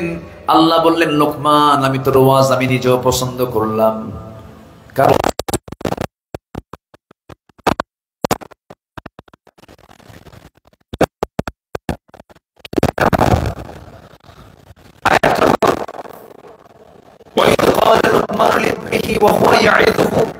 يا بني لا تشرك بالله إن الشرك لظلم عظيم وهو يعظه। মানে তিনি তার সন্তানকে ওয়াজ করছেন। আল্লাহ বলছেন লোকমান তোর ওয়াজটা আমি আল্লাহ কোরআনে তুলে দিলাম। আমি আব্দুল্লাহ আমিন এই যে ওয়াজ করে যাচ্ছি, আমি হয়তো 20 বছর 30 বছর 50 বছর 100 বছর পর এই নামটা আর থাকবে না, মানুষ ভুলে যাবে। ইতিহাস থেকে হয়তো বা আমার নামটা অনেক সময় থাকবেই না, কিন্তু লোকমান কি ওয়াজ করেছেন, আল্লাহ রাব্বুল আলামিন তাকে কোরআনে তার নামটা অমর করে দিয়েছে। কি ওয়াজটা তিনি করলেন? 13টা নসিহত তিনি দিয়েছেন সন্তানকে, খুব দামি দামি কথা। সন্তানরাও শোনো, তোমরা যারা বাপ আছেন তারাও শোনেন, এগুলো দরকার আছে না নাই? 1 নাম্বার নসিহত করছেন, 1 নাম্বার উপদেশ দিচ্ছেন, ওয়াজ করছেন, ইয়া বুনাইয়া লা তুশরিক বিল্লাহ। 1 নাম্বার ওয়াজ করলেন নামাজের নয়, 1 নাম্বার ওয়াজ করলেন শিরিক করো না, কারণ শিরিক করবেন নামাজ পড়লে কোনো লাভ হবে না। শিরিক করো না। নাম্বার 2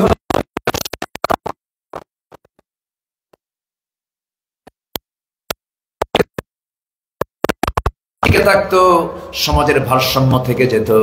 কিন্তু আজকে সমাজের ভারসাম্য নষ্ট হয়ে গেছে। তার বড় প্রমাণ হলো সমাজে আজকে বাপ মা গুলো ম্যাক্সিমাম অবহেলিত।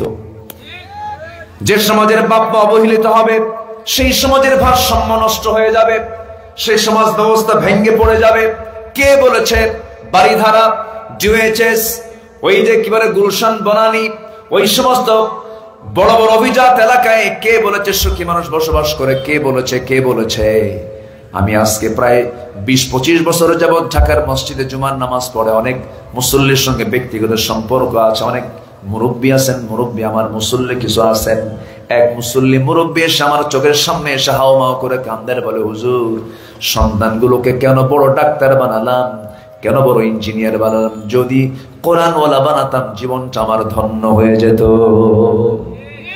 হুজুর ডাক্তার বানিয়েছি, ইঞ্জিনিয়ার বানিয়েছি, মাসে মাসে হাজার হাজার টাকা আমাকে পাঠায় দেয়, কিন্তু বুড়া মানুষ, আমার তো এখন টাকার প্রয়োজন না, আমার এখন খেদমতের প্রয়োজন। সন্তানগুলো খেদমতের টাইম পায় না, বউ বাচ্চাকে নিয়ে অন্য জায়গায় থাকে।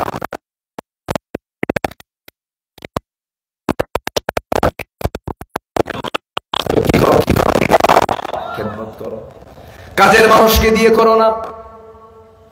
তোমার মা যেমন তোমার খেদমত করেছেন, তোমার বাবা যেমন তোমার খেদমত করেছেন, সেবা শুশ্রূষা দিয়েছেন, একটু জ্বর হয়েছে টেনশনে বাপ মরে যায়, মা মরে যায়, সারা রাত ঘুম পারে না। আমার মা একদিন বলছে, বাজান রে তোর ছোট্টবেলা একদিন জ্বর হলো, ঘুমটা নাই, মনে হয় তোর খিচুনি উঠলো বাজান, তোর অসুখটা কমে না, জ্বরটা কমে না, এই রাত্রে আমি কোথায় চলে যাব? ও বাজান তোর জন্য আমি সেজদায় পড়ে কাঁদলাম, সেজদায় পড়ে কেঁদে আল্লাহর কাছে বললাম, আল্লাহর ফয়সালের বাজান, আল্লাহ তোর জ্বরটা কমায় দিলেন। এই যে মায়েরা দোয়াগুলো করেন, মারা যে এত সন্তানকে মহব্বত করেন। আমার মা বুড়া হয়ে গেছেন, গত বছরের কথা, মাহফিল শেষ করলাম এক জায়গায়, মাহফিল শেষ করে রাত 2টার দিকে মাকে ফোন দিলাম। একটা বার ফোন দিয়েছি, মা চট করে ফোনটা ধরে ফেলেছেন। বললাম, মা আজকে আসতেছি, তোমাকে দেখবো আমি, আয়, কি খাবি বাজান?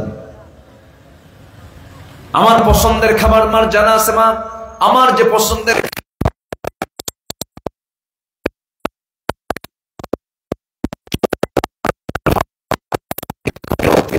মানুষ। দরজায় গিয়ে নক করলাম, বিদ্যুৎ গতি ফেল, দরজা খুলে বলে, বাজান তুই যখন ফোন দিয়েছিস সেই সময় থেকে আমার কোনো ঘুম নাই। এই বুড়া বয়স মা যদি সন্তানকে এতটুকু মহব্বত করেন, এই মহব্বতটা আপনি বইয়ের কাছে পাবেন না, আপনি অন্য কোনো ব্যক্তির কাছে পাবেন না। মা তার সন্তানকে যে ভালোবাসেন, সেই ভালোবাসার মধ্যে কোনো খাত নাই। এই ভালোবাসা হলো ন্যাচারাল ভালোবাসা। আপনি হাজার দোষ করবেন, মা কারো কাছে বলবে না। যদি কেউ বলে, আমি শুনলাম আপনার ছেলে নাকি কেমন করে, না আমার ছেলে খুব ভালো, গাঁজা খেলে কয় না, গাঁজা খায় না। এই পৃথিবীতে একজন মানুষ সন্তানের দোষ, একজন মানুষ আরেকজন মানুষের দোষকে গোপন করে, তারা হচ্ছে মা তার সন্তানের দোষকে গোপন করে। আল্লাহু আকবার বলুন। সন্তানকে নসিহত দিচ্ছে, বাবা শিরিক করবি না, শিরিক করলে পরে কার হক নষ্ট হয়? পিতামাতার সঙ্গে খারাপ আচরণ করবি না, পিতামাতার সঙ্গে খারাপ আচরণ করলে বাপ মার হক নষ্ট হয়, হক নষ্ট করিস না। কি সুন্দর ওয়াজ। নাম্বার 3 হচ্ছে, ওই বাপ মা যদি ইসলাম বিরোধী কোনো কথা বলে, সেই সময় তোমরা তার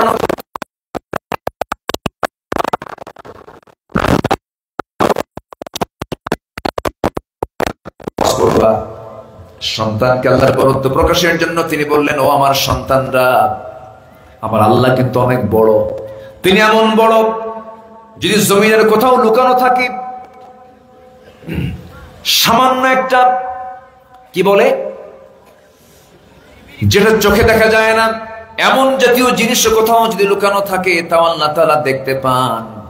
ইনতাকু মিসকালা হাববাতিন মিন খারদালিন ফাতাকুন ফি সাখরাতিন আও ফিস সামা।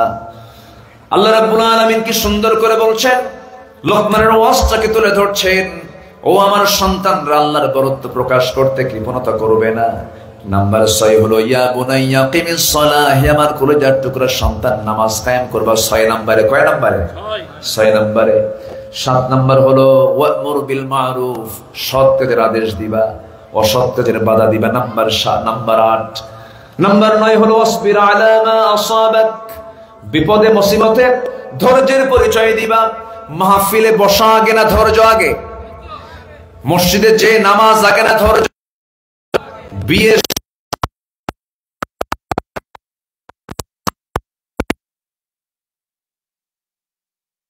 গেছে জোর করে থাকে ঠিকই, সংসার না জেনার সংসার? জেনার সংসার হয়ে গেছে। এই জন্য বিয়ে আগে না ধৈর্য আগে? ব্যবসা আগে না ধৈর্য আগে? নেতৃত্ব আগে না ধৈর্য আগে? সবকিছুতেই ধৈর্য আগে দরকার। সন্তানকে বলছে কলেজার টুকরা সন্তান, বিপদে ধৈর্য ধরবা। ওয়ালা তামশি ফিল আরদি মারহা, জমিনে অহংকার করে চলবে না। নাম্বার 10। নাম্বার 11 হলো অহংকার দেখাবে না। নাম্বার 11 হলো দম্ভ ভরে চলবে না। ওয়ালা তুসাইর খাদ্দাকা লিন,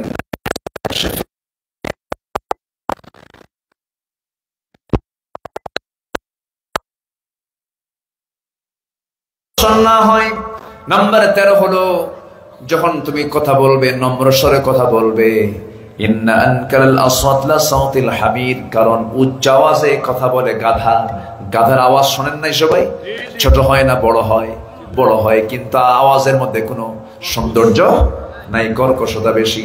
আল্লাহ তার এই প্রিয় বান্দাকে দিয়ে পৃথিবীর সকল মানুষকে লোকমানের মতো বাপ হওয়ার জন্য পরামর্শ দিচ্ছেন। আমরা সবাই কার মতো বাপ?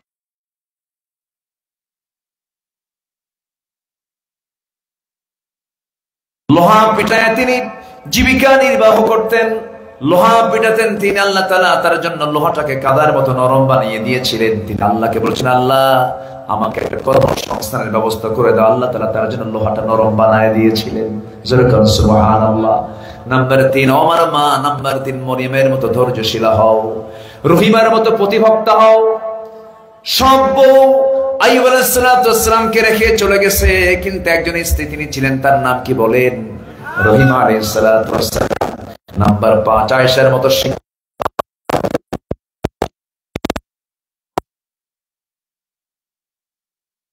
চিকিৎসক ছিলেন। আমার নবীজির সমস্ত কথাগুলো তিনি কোট করেছেন। নাম্বার 6 হলো খাদিজার মতো নবী ভক্ত হও। কার মতো? খাদিজার মতো রাসূলকে মহব্বত করেছেন, সবচেয়ে কম না সবচেয়ে বেশি? সবচেয়ে বেশি নবী ভক্ত তিনি ছিলেন, স্বামী ভক্ত তিনি ছিলেন। যখন বিয়ে হলো সেই সময় রাসূল নবুয়ত পান নাই, কিন্তু স্বামীকে খুব মহব্বত করতেন তিনি। যখন তিনি বিয়ে, তার স্বামী নবীর সাথে যখন মুহাম্মদ বিন আব্দুল্লাহর সঙ্গে যখন বিয়ে হয়ে গেল, মক্কার সবচেয়ে দুর্বল মানুষ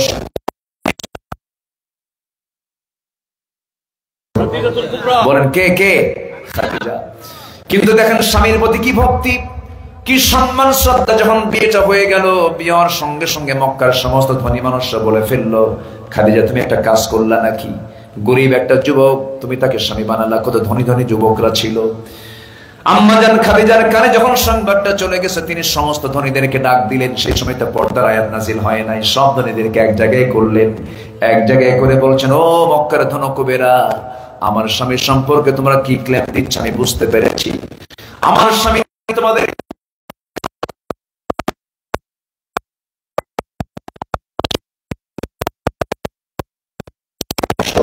নাম্বার দিয়ে আমার স্বামীর চেহারা কেমন? মক্কার মুহাম্মাদের মতো চেহারা মক্কা শুধু নয় গোটা দুনিয়া তেমন সুন্দর চেহারার কোন মানুষ আমরা দেখি না। নাম্বার 3 হলো চরিত্র কেমন? সবাই বলে ফেলতেছে এই মুহাম্মদ কখনো মিথ্যা কথা বলে নাই, আমরা তার নাম দিয়েছি আল আমিন। এই মুহাম্মদ আমাদের খেয়ানত করে না, আমরা তার নাম দিয়েছি আস-সাদিক আল আমিন। আমরা জানি এই মুহাম্মাদের চাইতে উন্নত চরিত্রের মানুষ এই মক্কা নগরে আর দ্বিতীয়টা নাই। এবার তিনি বলছেন নাম্বার 4 আমার স্বামীর সম্পদ কেমন? এবার গলা ঝাড়া দিয়ে সব বলতেছে, এই জন্যই তো মানা করছি তার টাকা পয়সা নাই। এবার তিনি বলছেন শোনো, বংশ টাকা দিয়ে কেনা যায় না, চেহারা অর্জন করা যায় না। চেহারাটা কে দেন? আল্লাহ দিয়ে দেন। চেহারায় বান্দার কোনো হাত নাই। কার হাত? আমার স্বামীর চেহারা সুন্দর, আমার স্বামীর বংশ সুন্দর, আমার স্বামীর চরিত্র সুন্দর। চরিত্র তো কেউ কিনতে পায় না, চরিত্র অর্জন করতে হয়, চরিত্র নিজের মধ্যে যোগ্যতা ফিরে আনতে হয়। আমার স্বামীর চরিত্র সুন্দর, আমার স্বামীর বংশ সুন্দর, আমার স্বামীর চেহারাও সুন্দর, আমার স্বামীর টাকা নাই পয়সা নাই, এই তো তোমার চিন্তা।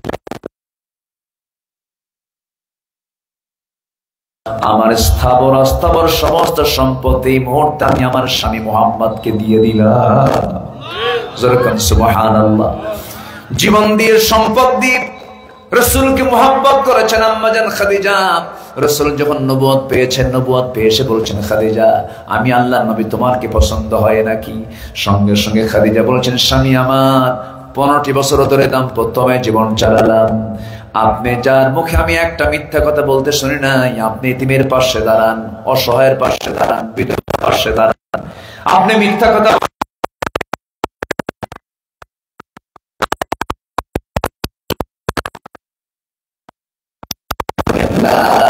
ইলাহা ইল্লাল্লাহু মুহাম্মাদুর রাসূলুল্লাহ সাল্লাল্লাহু আলাইহি ওয়াসাল্লাম।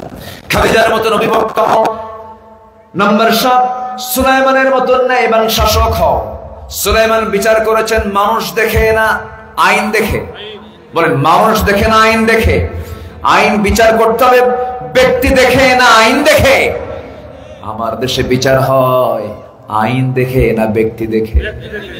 শুধু আমার দেশ নয়, গোটা পৃথিবীতে আজকে বিচার হচ্ছে ব্যক্তি দেখে না আইন দেখে, ব্যক্তি দেখে।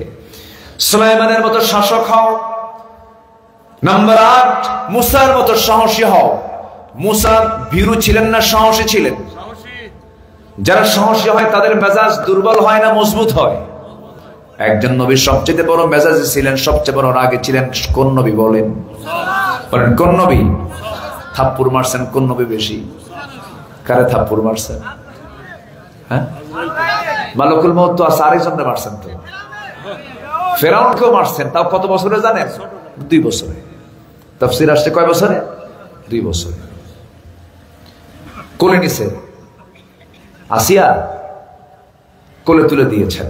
কি স্বামী আমার, আপনি বাচ্চাকে আপনি এত ভয় পান? সব জায়গায় মুসা ধরে নাকি? কোলে নেন। কোলে নিছে। কোলে নিয়ে চুপ করে থাকলেও হতো। কোলে না নিয়া ওই ঠোঁটটা দিয়া তার গালের দিকে, তার কপালের দিকে নিয়ে যেতে চুমো খাবে। নতুন কোলে তো বাচ্চা এমনি উঠতে চায় না। এক তো নতুন কোল, আবার আর কে তো ফেরোন। মুসার গালে যখন জোর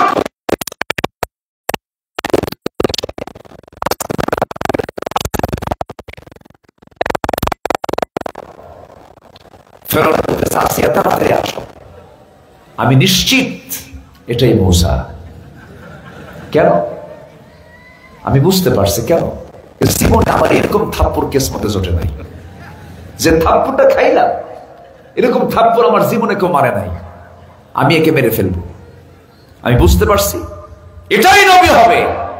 আসিয়া বলছেন, আমার স্বামী এই 2 বছর বাচ্চার থাপ্পড় খায় আপনি শীত হয়ে পড়েন, আর জনগণ যদি এই সংবাদ জানে, আপনার প্রতি কি বিশ্বাস থাকবে মানুষের? তাই তো। আসিয়া তুমি এই কথা কাউরে কইও না। আল্লাহু আকবার বলবেন না? কে বাঁচান? আসতে বলবেন না, কে বাঁচান? ইযহাব ইলা ফিরআউনা ইন্নাহু তাগা। হে মুসা, তুমি ফেরাউনের কাছে যাও, কারণ সে সীমা লঙ্ঘন করেছে। উনি বলেন, আল্লাহ আমি যাব, সাহস আছে, কিন্তু জিহ্বা ঠিক নাই। সাহস আছে কিন্তু জিহ্বা ঠিক নাই। কেন? আমার জিহ্বায় জড়তা, কথা বলতে না টাইম লাগে, তো করতে টাইম চলে যায়। আল্লাহ তুমি যদি আমাকে ফেরাউনের কাছে পাঠাও এই কালেমার দাওয়াত নিয়া, আগে জিহ্বাটা ঠিক করে দাও। রব্বি ইশরাহ।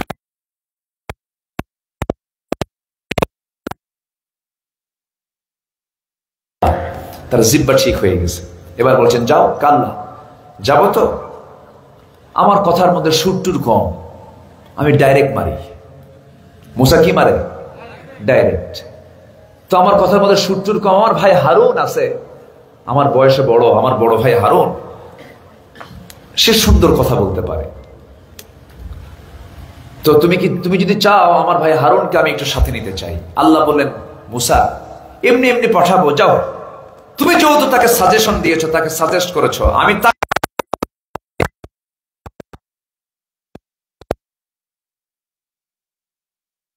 নবী। ফেরাউনকে কালেমার দাওয়াত দিতে গেছেন কয়জন নবী? 2 জন নবী এট এ টাইম চলে গেছে। গিয়ে বলছেন, ফেরাউন, আল্লাহ কইছে নরম সুরে কালেমার দাওয়াত দিবা। দরবারের দরজায় এসে দাওয়াত দিচ্ছে, এই ফেরাউন! এক ধমক মারছে। ফেরাউন বাইরে বের হয়ে বলে, খবর কি হয়েছে? আল্লাহ আমারে কইছে, আসছি, কালেমা পর মুসলমান হও। বলেন তো কথার মধ্যে কোনো সুর আছে? ফেরাউন কয় তোমার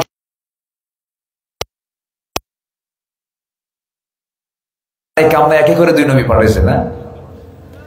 একটু বাঁকা করে কথা বলছে। হাতে ছিল কি? আজ থেকে হাতে ছিল কি? লাঠি। লাঠি উঁচু করেছেন। সাহসী হতে হবে ফেরাউনকে মোকাবেলা করার জন্য। মুসা যেমন তার হাতে শক্ত লাঠি নিয়েছেন, আজকের যুগেও যারা ফেরাউনের চরিত্র নিয়ে সামনে আসতে চায়, মুসার মতো সাহসের সৈনিক হয়ে মুসার মতো লাঠি দিয়ে তাদেরকে মোকাবেলা করতে হবে মুসলমান। সম্মানিত ভাইরা, আমরা মুসা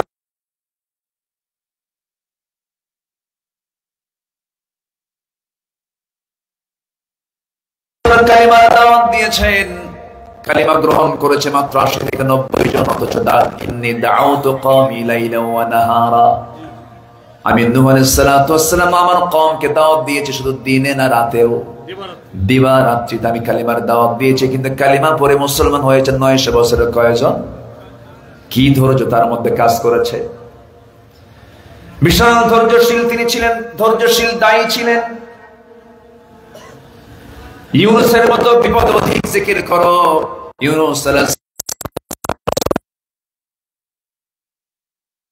সালাম তিনি বিপদে পড়ে আল্লাহর জিকির করেছেন। তিনি ছিলেন কিসের পেটে বলেন? মাছের পেটে ছিলেন। আল্লাহ তাআলা সেই মাছের পেটে রাখলেন, কিন্তু জিকির একটাবারের জন্য তিনি বাদ দেন নাই। আল্লাহ বলছেন লালাবিথা ফি বাতনিহি ইলা ইয়াউমি ইউবাসুন, জিকির না করলে তোরে কিয়ামত পর্যন্ত এই পেটের মধ্যে রাখতাম, জিকির করছিস দেখে বের করে দিলাম। জোরে বলেন সুবহানাল্লাহ। আইয়ুব আলাইহিস সালাতু ওয়াস সালাম তো অসুস্থ হয়ে পড়লো, আল্লাহর শুকর আদায় করতে তুমি ব্যর্থ হয়ো না। আইয়ুবকে আল্লাহ তাআলা 18 বছর কুষ্ঠরোগে আক্রান্ত করেছিলেন, কিন্তু জিকির করতে বলেছেন নাকি? বলেন।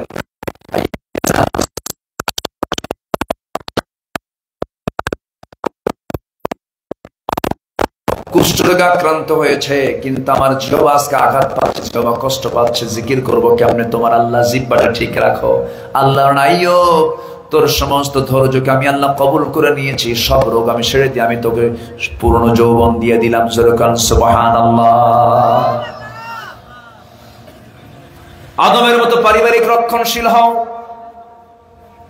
আদম আলাইহিস সালাম জান্নাতের মধ্যে একা থেকেছেন না, হাওয়াকে নিয়েছেন। বলেন বলেন বলেন বলেন। আল্লাহকে বলে আল্লাহ একা ভাল লাগে না, হাওয়াকে দাও। হ্যাঁ ঠিক আছে, কেউ যাচ্ছে কি? থাকে, দোয়া করে দিই, দোয়া করে দেব, বসে। হ্যাঁ ঠিক আছে। তিনি বউকে ছাড়েন নাই।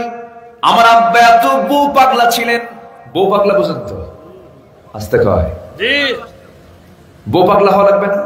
অন্যের বউ না, কিন্তু নিজের বউ, এটা যেন মনে থাকে। আবার পরকিয়া না। আজকে নিজের বউয়ের জন্য বেশি পাগল না অন্যের বউয়ের জন্য বেশি পাগল? অন্যের বউ।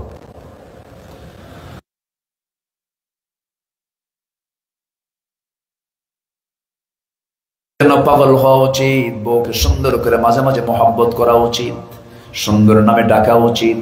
আমার নবীজি আম্মা জান আয়েশাকে আয়েশা নাম কমই বলেছেন ও লাল টুকটুকে হুমায়রা এদিকে আয়, ও তাহেরা খাদিজা এদিকে আয়। সুন্দর সুন্দর নামে ডেকেছেন, প্রেম করেছেন, মহব্বত করেছেন, আই লাভ ইউ বলেছেন, বুকের মধ্যে জড়িয়ে ধরেছেন, মহব্বত করেছেন, খাইয়ে দিয়েছেন। আম্মা জান আয়েশা বলেন মাঝে মাঝে আমি অসুস্থ হয়ে পড়তাম, রাসূল তার পবিত্র বরকতময় হাত দ্বারা আমার হাত পা টিপিয়েও দিয়েছেন। সুবহানাল্লাহ বলা যাবে না? সুবহানাল্লাহ বলা যাবে না?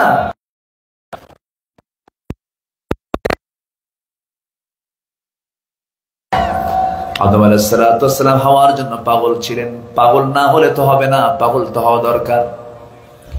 এমন তোমরা পারিবারিক রক্ষণশীল হও, ইউসুফের মতো পবিত্র হও, জেলে যাবার জন্য প্রস্তুতি নিয়ে নাও। আস্তে কয় ঠিক কিনা? জেলে যাবার জন্য প্রস্তুতি যে ইমানদারের নাই, তার ইমান এখন আনা হয় নাই। নাম্বার 14 হলো আসিয়ার মতো হকের পক্ষে অনড় একজন মডেল হয়ে যাও। আসিয়ার মতো এমন চরিত্র, এমন অনড়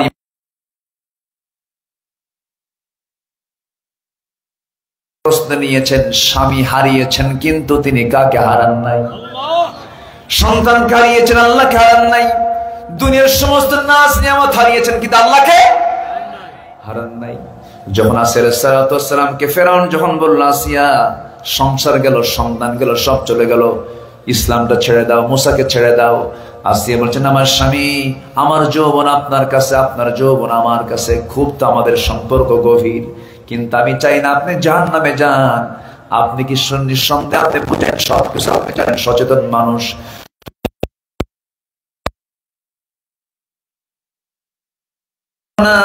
ফেরাউন বলছে, আসিয়া শোনো, আমি নিশ্চিত জানি আল্লাহ সত্য, মুসাও সত্য, কিন্তু আমার নেতৃত্ব আমি ছাড়বো না, আমার চেয়ার আমি ছাড়বো না। আজকের সমাজে এমন কিছু নেতাও আছে না নাই? আছে না নাই? সব জানে, সব বোঝে, কিন্তু এরপরেও তারা হকের বিরুদ্ধে কথা বলে, আলেমদের বিরুদ্ধে কথা বলে, আলেমদের বিরুদ্ধে বিষোদ্গার গায়, বলে লোকটা ভালো কিন্তু রাজনীতি করে কেন? কি দেখছেন কি আপনি কথাগুলোর সাইজ দেখেন, একদম ফেরাউনদের মতো, আছে না নাই? শেষ পর্যন্ত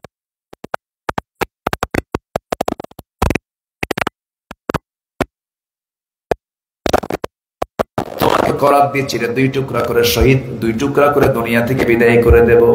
আসসালাম বলছেন, স্বামী আমার, নাকের মধ্যে আমি জান্নাতের ঘ্রাণ পেতেছি। সুবহানাল্লাহ, নাকের মধ্যে জান্নাতের ঘ্রাণ পেতেছি।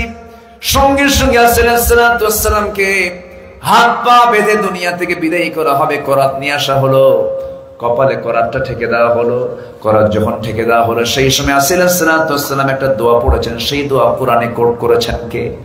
সূরা তাহরিম পড়ে দেখবেন, শেষের দিকে তিনি দোয়াটা করছেন, তিনি আল্লাহর কাছে বলছেন, রব্বি বিনিলি ইনদাকা বাইতান ফিল জান্নাতি ওয়া নাজ্জিনি মিন ফিরআউনা ওয়া আমালিহি। আল্লাহ, তুমি আমার জন্য বানায় দিবে একটা ঘর। কয়টা ঘর বলেন? জান্নাত থেকে একটা ঘর থাকবে না, একাধিক ঘর থাকবে। তিনি কিন্তু চাইছেন কয়টা ঘর? একটা ঘর। কিন্তু আল্লাহ, আমি একটা ঘর পেলেই সন্তুষ্ট, কিন্তু সেই ঘরটা হওয়া চাই তোমার ঘরের দেওয়ালের সাথে। ইনদাকা বাইতান ফিল জান্নাহ, ইনদাকা মানে ও আল্লাহ, তোমার কাছে, তোমার ঘর বানায় দাও। আল্লাহ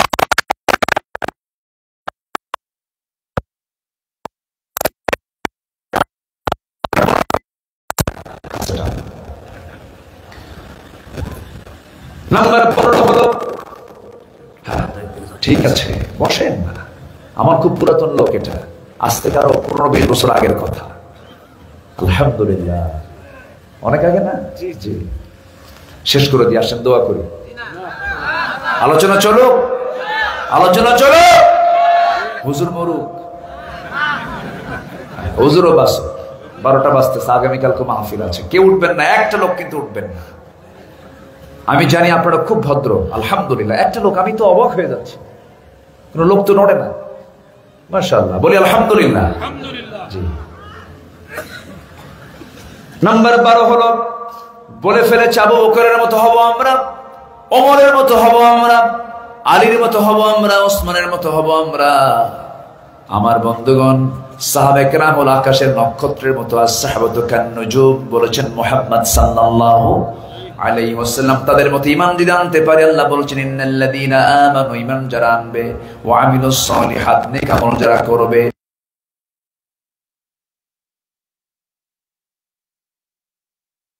আদায় করবে, এই 4টা কাজ যারা করবে, তাদের জন্য পুরস্কার আছে কার কাছে?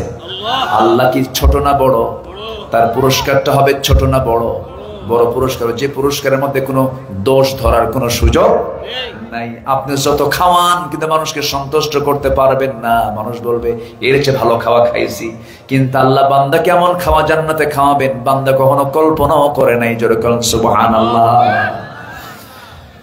এই 4টা কাজ করবা তুমি, আল্লাহ বলছেন তোমার ভিতর থেকে ভয় দূর করে দেব, চিন্তা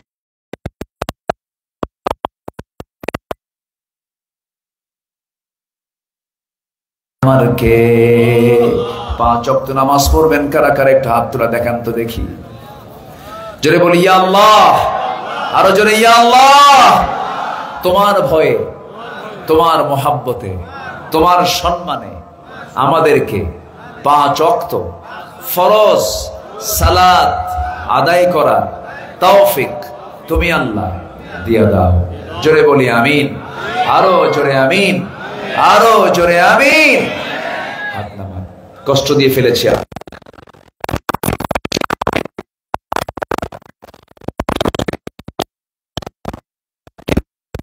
সম্মানে তাকিয়ে আপনারা যেন কষ্ট না পান আমি বলিনি। তো আমি একটু যদি চাই বিরক্ত হবেন? দৌড় মারবেন? দৌড় মারতেছে না তো কেউ। করে কি জানেন, কিছু কিছু মাহফিলে বলে হুজুর প্রথমেই কালেকশন করে নেন, জনগণ দৌড় মারে। তাহলে প্রথমেই কালেকশন করা মানে কি একটু কৌশল করা, এরকম মনে হয় আমার কাছে যে দেখো হুজুর একটা কৌশল করে আগে মেরে দেন। কি কথা বলছেন? আমার কাছে মাঝে মাঝে একটা মাইন্ড লাগে, অনেক সময় বাধ্য হই। কেউ যাবেন না। আমরা আল্লাহর পথে যদি দেই, আমরা কি ঠকবো না জিতবো? ঠকবো না জিতবো? জিতে যাব। যারা দিতে পারবো না তারা হেরে যাব। আমি অনেক দূর যাব, আমি ঢাকা যাব, কালকে জুমার নামাজ আছে, খুতবা আছে, আমারও তাড়া আছে, আমিও যাব, আপনিও যাবেন। দোয়া হবে, দোয়ার আগ দিয়ে সবার কাছে আমার একটা অনুরোধ, এই মাহফিলটার সৌন্দর্য দেখে আমি খুবই আনন্দিত, আমি খুবই খুশি। এত সুন্দর করে সাজিয়েছে মাহফিলটাকে, বলি আলহামদুলিল্লাহ। একদম সুন্দর স্টেজ থেকে শুরু করে সবকিছু সাজানো গোছানো। আল্লাহ তুমি এই কমিটি নামাজ পড়ছেন, এই মাঝখানে একটা পড়ছেন। সবচেয়ে বেশি ওয়াজ শোনে কারা? এমন ওয়াজ শোনে নামাজ নাই। আল্লাহ তুমি নামাজি বানাও সবাইকে, জোরে বলি আমিন। রাগ করলেন? একটু ঠিক হওয়া দরকার না? দরকার তো। জি, যারা বসে আছেন আমি ভলেন্টিয়ার ভাইদেরকে একটু পাঠিয়ে দেবো ভিতরে, তারা ব্যাগ নিয়ে যাবে। যতগুলো হাত, প্রত্যেকটা হাতের ছোঁয়া যেন ব্যাগে লাগে। যদি না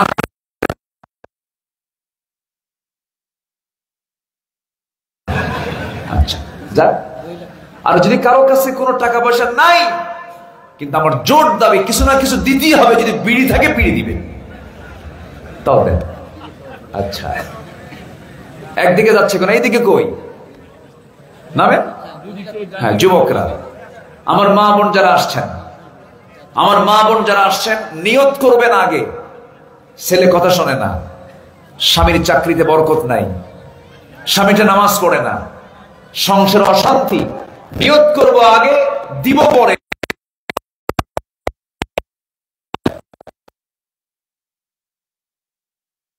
আল্লাহর নামে গান গাই, এসো না মন প্রাণ জোড়াই, এসো না মন প্রাণ জোড়াই। আল্লাহু আকবার বলো, আল্লাহু আকবার, আল্লাহু আকবার বলো, আল্লাহু আকবার। এসো না আল্লাহর নামে গান গাই, এসো না মন প্রাণ জোড়াই, এসো না মন।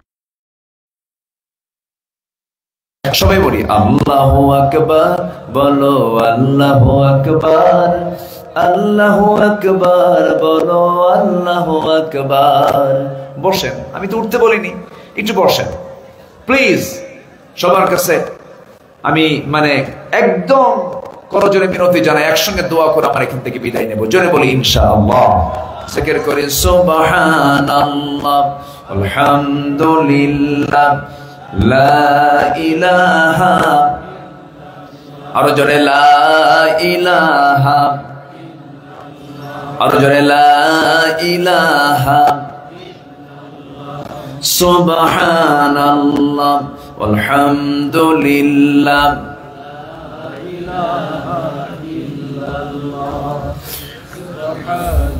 ব্যাগগুলো কোথায়? ব্যাগগুলো তো আসে না তো, ব্যাগগুলো আমার পিছন দিয়ে দৌড় মারবে না তো? হ্যাঁ, ভলেন্টিয়ার সব আমাদের না? হ্যাঁ জি, জিকির করে সুবহানাল্লাহ, আলহামদুলিল্লাহ, লা ইলাহা, লা ইলাহা,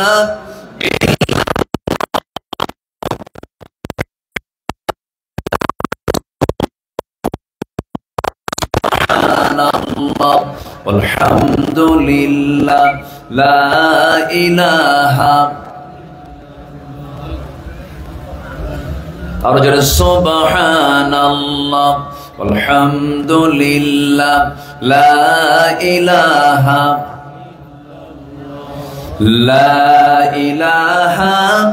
ইল্লাল্লাহ মুহাম্মাদুর রাসূলুল্লাহ সাল্লাল্লাহু আলাইহি ওয়াসাল্লাম। আমরা আল্লাহর কাছে চাবো, নামাজের মতো করে আমরা সবাই বসি, নামাজের মতো করে বসি, আমরা আল্লাহর কাছে চাবো আল্লাহ যেন আমাদের গুনাহগুলোকে মাফ করে দেন। আপনি দোয়া করে দেন,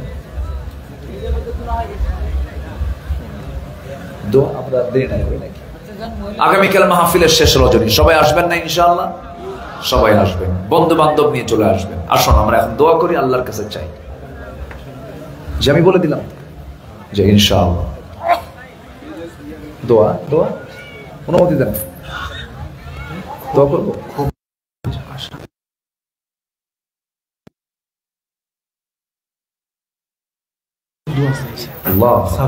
জি, সরওয়ার, একজন মা তার ছেলে সরওয়ারের জন্য দোয়া চায়। আল্লাহ তুমি তার নেক মাকসুদকে তুমি আল্লাহ কবুল করো, জোরে বলি আমিন।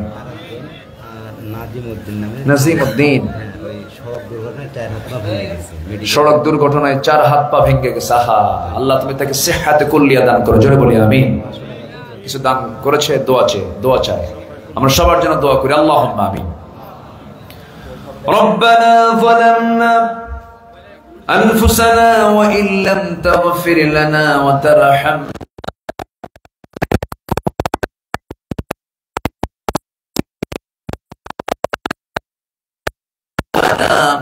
بعد إذ هديتنا وهب لنا من لدنك رحمة إنك أنت الوهاب। গভীরাত নিঝুম রাত, নিভানো রাত্রিতে হাজারো মুসলমান নরনারী নিয়া তোমার কালামের দুটো আয়াতকে সামনে রেখে যৎকিঞ্চিত কিছু কথা বলেছি, গুনার বোঝা মাথায় নিয়ে কাঙ্গাল ভিখারির মতো দুটো হাত পেতেছি। আল্লাহ গুনার দিকে নজর দিও না, বান্দা মনে করে তামাম জিন্দেগীর গুনাহগুলোকে মাফ করে দাও। জনম দুঃখিনী মা যারা চলে গেল, জিন্দেগীর গুনাহগুলো মাফ করো, কবরগুলোকে জান্নাতের টুকরা বানায়া দাও। আব্বা আম্মার জন্য কি দোয়া তাও শিখিয়ে দিয়েছো, দিল থেকে সবাই বলুন রব্বিরহামহুমা কামা রব্বায়ানি সগীরা, রব্বিরহামহুমা কামা রব্বায়ানি সগীরা। বিশেষ করে মাহফিলটার আয়োজন করলেন যারা, শোনার জন্য কষ্ট করে আসলেন যারা, বিনিময়ে কিয়ামতের কঠিন ময়দান যেদিন কেউ কাউকে চিনবে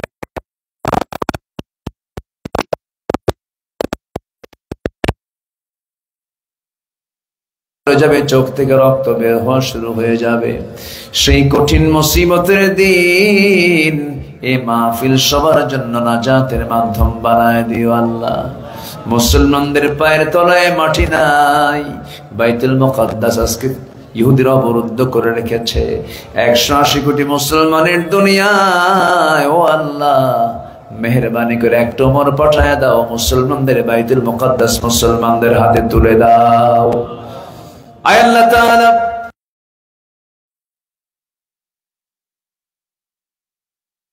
আসা পর্যন্ত মরণ দিও না। আমার ডানে বামে সামনে পিছনে যত ভাই আড়ালে যত মা বোনা তুলেছেন, যার যা প্রার্থনা তুমি না দয়া করে কবুল আর মঞ্জুর করে নাও। এই দুনিয়া ছেড়ে কোন দিন বিদায় নেব জানি না রে আল্লাহ, মরতেই যখন হবে শহীদি মত কপালে জুটাইয়া দিও। যদি মরে যাব রে আমাকে টান মেরে কবরের দিকে না হবে, শেষ গোসলটা দিয়ে দেওয়া হবে, কবরের দিকে নিয়ে গিয়ে ওই যে বাঁশ দিয়া বাঁশ চাপা দেবে, মাটি চাপা দেবে, রেখে আসবে রে জীবন।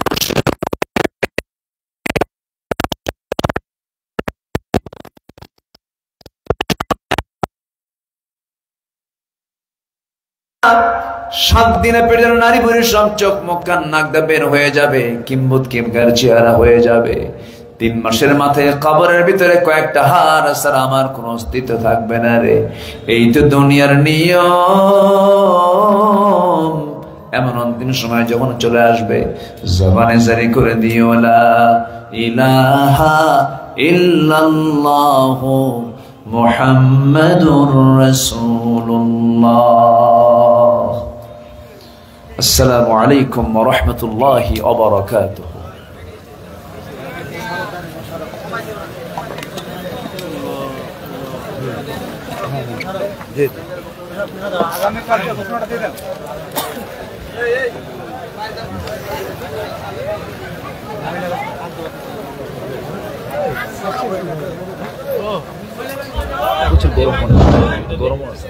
সম্মানিত সুধীবৃন্দ, সুধীনব্যাপী তাফসীরুল কোরআন মাহফিলের আজকের প্রথম রজনী শেষ হলো। ইনশাআল্লাহ আগামীকাল আবার আমাদের এই মাহফিল শুরু হবে। আগামীকাল বক্তব্য রাখবেন আন্তর্জাতিক খ্যাতি সম্পন্ন বিখ্যাত কারি ও মুফাসসিরে কোরআন হযরত হাফেজ মাওলানা সাইদুল ইসলাম আসাদ, ঢাকা। দ্বিতীয় বক্তা হিসেবে বক্তব্য রাখবেন বিশিষ্ট ইসলামী চিন্তাবিদ ও ইসলামী সঙ্গীত শিল্পী হাফেজ মাওলানা মোহাম্মদ মামুনুর রশিদ যুক্তিবাদী, খতিব, বরকত পূর্বনগর জামে মসজিদ, ঢাকা। সম্মানিত সুধী মণ্ডলী, ইনশাআল্লাহ আমরা আগামীকাল আসবো। এই প্রত্যাশা করে আজকে প্রোগ্রাম শেষ করলাম। সুবহানাকাল্লাহুম্মা ওয়া বিহামদিকা, আশহাদু আল্লা ইলাহা ইল্লা আনতা, আস্তাগফিরুকা ওয়া আতুবু ইলাইক। আসসালামু আলাইকুম ওয়া রাহমাতুল্লাহ।